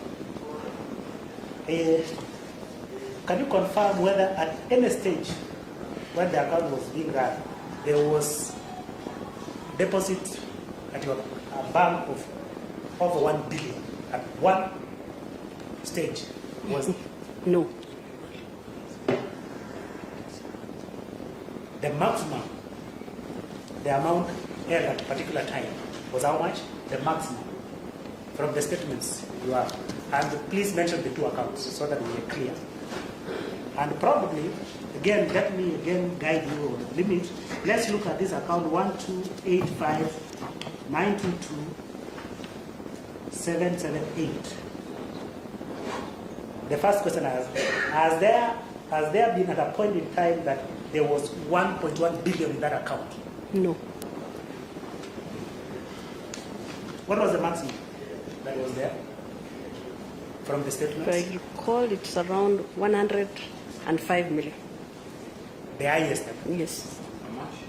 100 of these. Let me refer to the statement. It's 126 million. 1.6. 126 million. 1.6 is the maximum that account could have had at one instance. No, Confirm please. that Yes. amount kept fluctuating, coming down, going up, depending on deposits and Yeah, withdrawal. yes. It's actually 130 million. 130. Yes. So it kept going up, Yeah. depending on the use, deposit and withdrawal, correct? Yes, yes. Right. Now,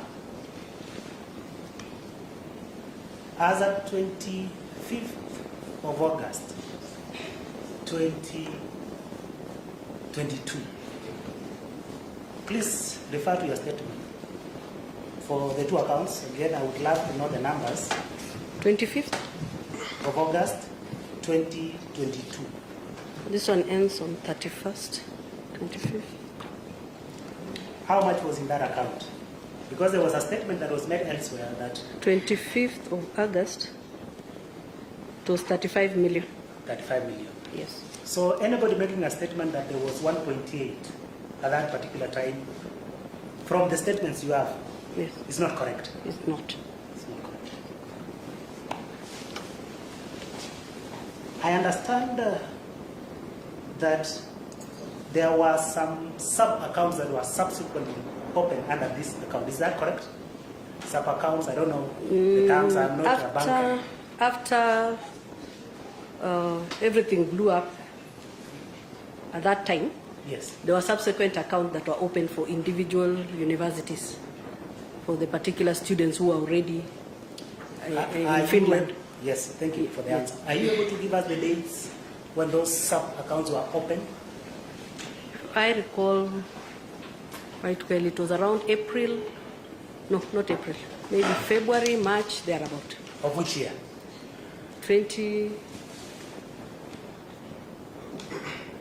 2023. 2023. Yes. Confirm that during the opening of those accounts, it was during the current regime, and at that time, the thing was in the public domain, and the program apparently was being spearheaded by the deputy governor, by the name Barorot. At that time, when the Actually, sub-accounts- yes, that is quite true because I was called to the tribunal.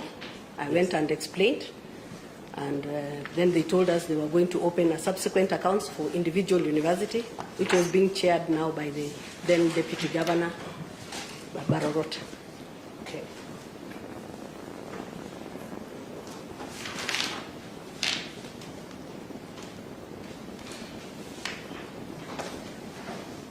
Mesha Grono has been mentioned separately. Is there any point in time that Mesha Grono, in his personal capacity, came to the bank and you gave him money or withdrew money for his personal use? No. Whatever he came to withdraw, he came with supporting documents, a letter from the principal trustee, duly signed, Yes. with a check, and that is the time he would make a withdrawal. And together there was list of students or whatever expenditure Whatever was- they wanted to spend the money on, they would come with a list of those particular students and a letter purporting to be what they needed to spend the money on. So and that's as a what, bank official Yes. who was in charge of that account, yes. you can categorically confirm that there is no time Mesha Grono has ever stolen, misappropriated 26,563,939 from account number 12859222778 in his personal capacity when you are in charge of the bank. Himself in his personal I capacity. object that question, Your Honor. And being that question cannot be directed from us. Those are the questions he's been mentioning. There is a check, and I am reading actually the charge sheet. I expected you to know better. Actually, can you testify on what was transferred as per the bank accounts? I believe as part of the supporting document, she can have that. But then document show that the money was Clearly. So confirming that from all those withdrawals. Okay. Yes, yes, use that story. Okay, let me answer it Yes, please. this way, Your Honor. In relation, Yes, yes, in relation to the particular documents that were presented to us as a bank, yes. we paid him according to what he had written that he was going to spend the money in whichever way he deemed fit. We wouldn't know whether we gave him the money after being satisfied that whatever he's taking, Yes. he has given us the correct documents, Yes. and we are releasing the money to him to go and run the errands as per the county office. For instance, in the MFIs or the exhibit you mentioned from 526 to 601, you can pick one of them and read to the court so that we understand. Just pick any randomly so that we get the explanation that is being given. And confirm that these monies were not, they were to specific people, to a number of people, not specifically the trustees. Some people could be told, go pick this money, not them, for purpose of, there was somebody feelings, there are a number of officers who were sent to the bank, correct? They With would come authorization. with authorization, but collecting money, it had to be either Meshach All right, or Maritime. all right. Yeah, they would send documents like sending us, maybe they want us to remit funds. That would be sent by the officials in the county office.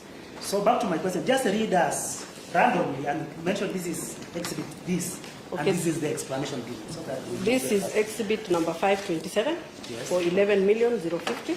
Yes, The document was brought to us on 19th January, yes, and the funds were being remitted to British Columbia Institute of Technology, and we were remitting 114,211 Canadian dollars. and there is a list of students. Yes, there is the How list. many students? There is a list of 13 students. So it is a detailed explanation for There is a each. detailed explanation. There is the letter from Thank the you. county. Let's come back to somebody called Joshua Lele. Have you ever seen Joshua Kipkemboi Lele in the bank? Yes, What was his visit to the bank about? he used to come at times with these documents Yes. just to. Is there any time that he was given money in his personal capacity as an individual for his own use? Or it was, I don't remember. you don't remember? Yes. You don't remember Was there any time you could give people money from this account for their personal use? No. So I want us to be categorical. No. All right. Yes.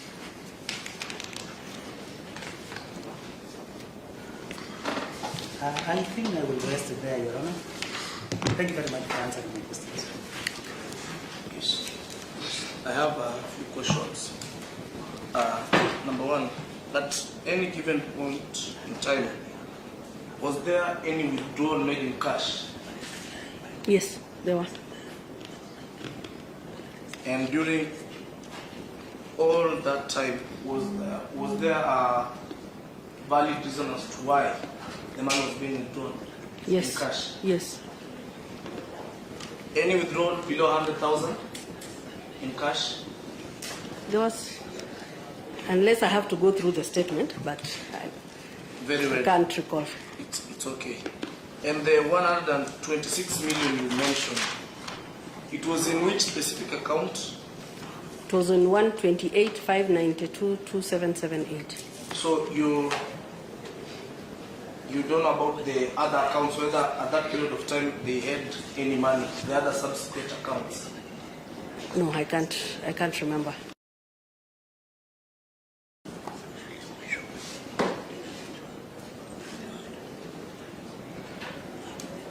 And let us go to the document which you, this supporting document. Yes.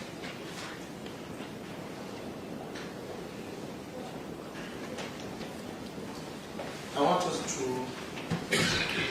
tell us what supporting document is. This is a letter addressed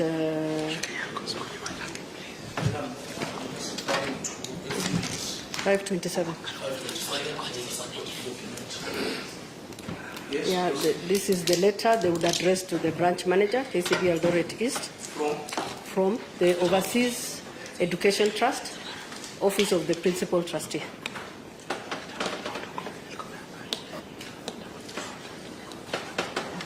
Issue on that is all.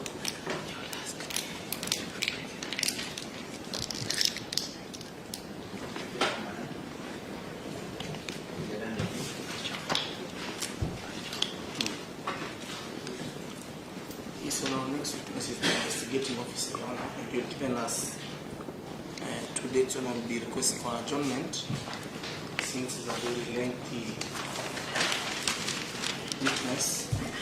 Request for adjournment to tomorrow to have him testify. He is the final witness in this case. Tomorrow. Yes, Your Honor. Yes, we do not object to the adjournment. Request for adjournment. Yes, no. Yana, Mr. Limo and Mr. Kibet meant to say we do a little bit of the witness testimony, even about 10 minutes so that we reduce the time tomorrow. Yes, just a little, Yana. Probably the introductory part before he goes to the exhibits, then we can do the exhibits. What is the suggestion, sir? That we do a little so that we reduce the time. What? Testimony, yes, his testimony. I don't know whether the procedure is ready. Will be ready. No, on our part we are not ready. Okay, I have no.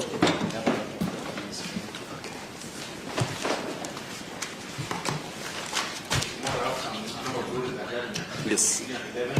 11. It's okay. 11.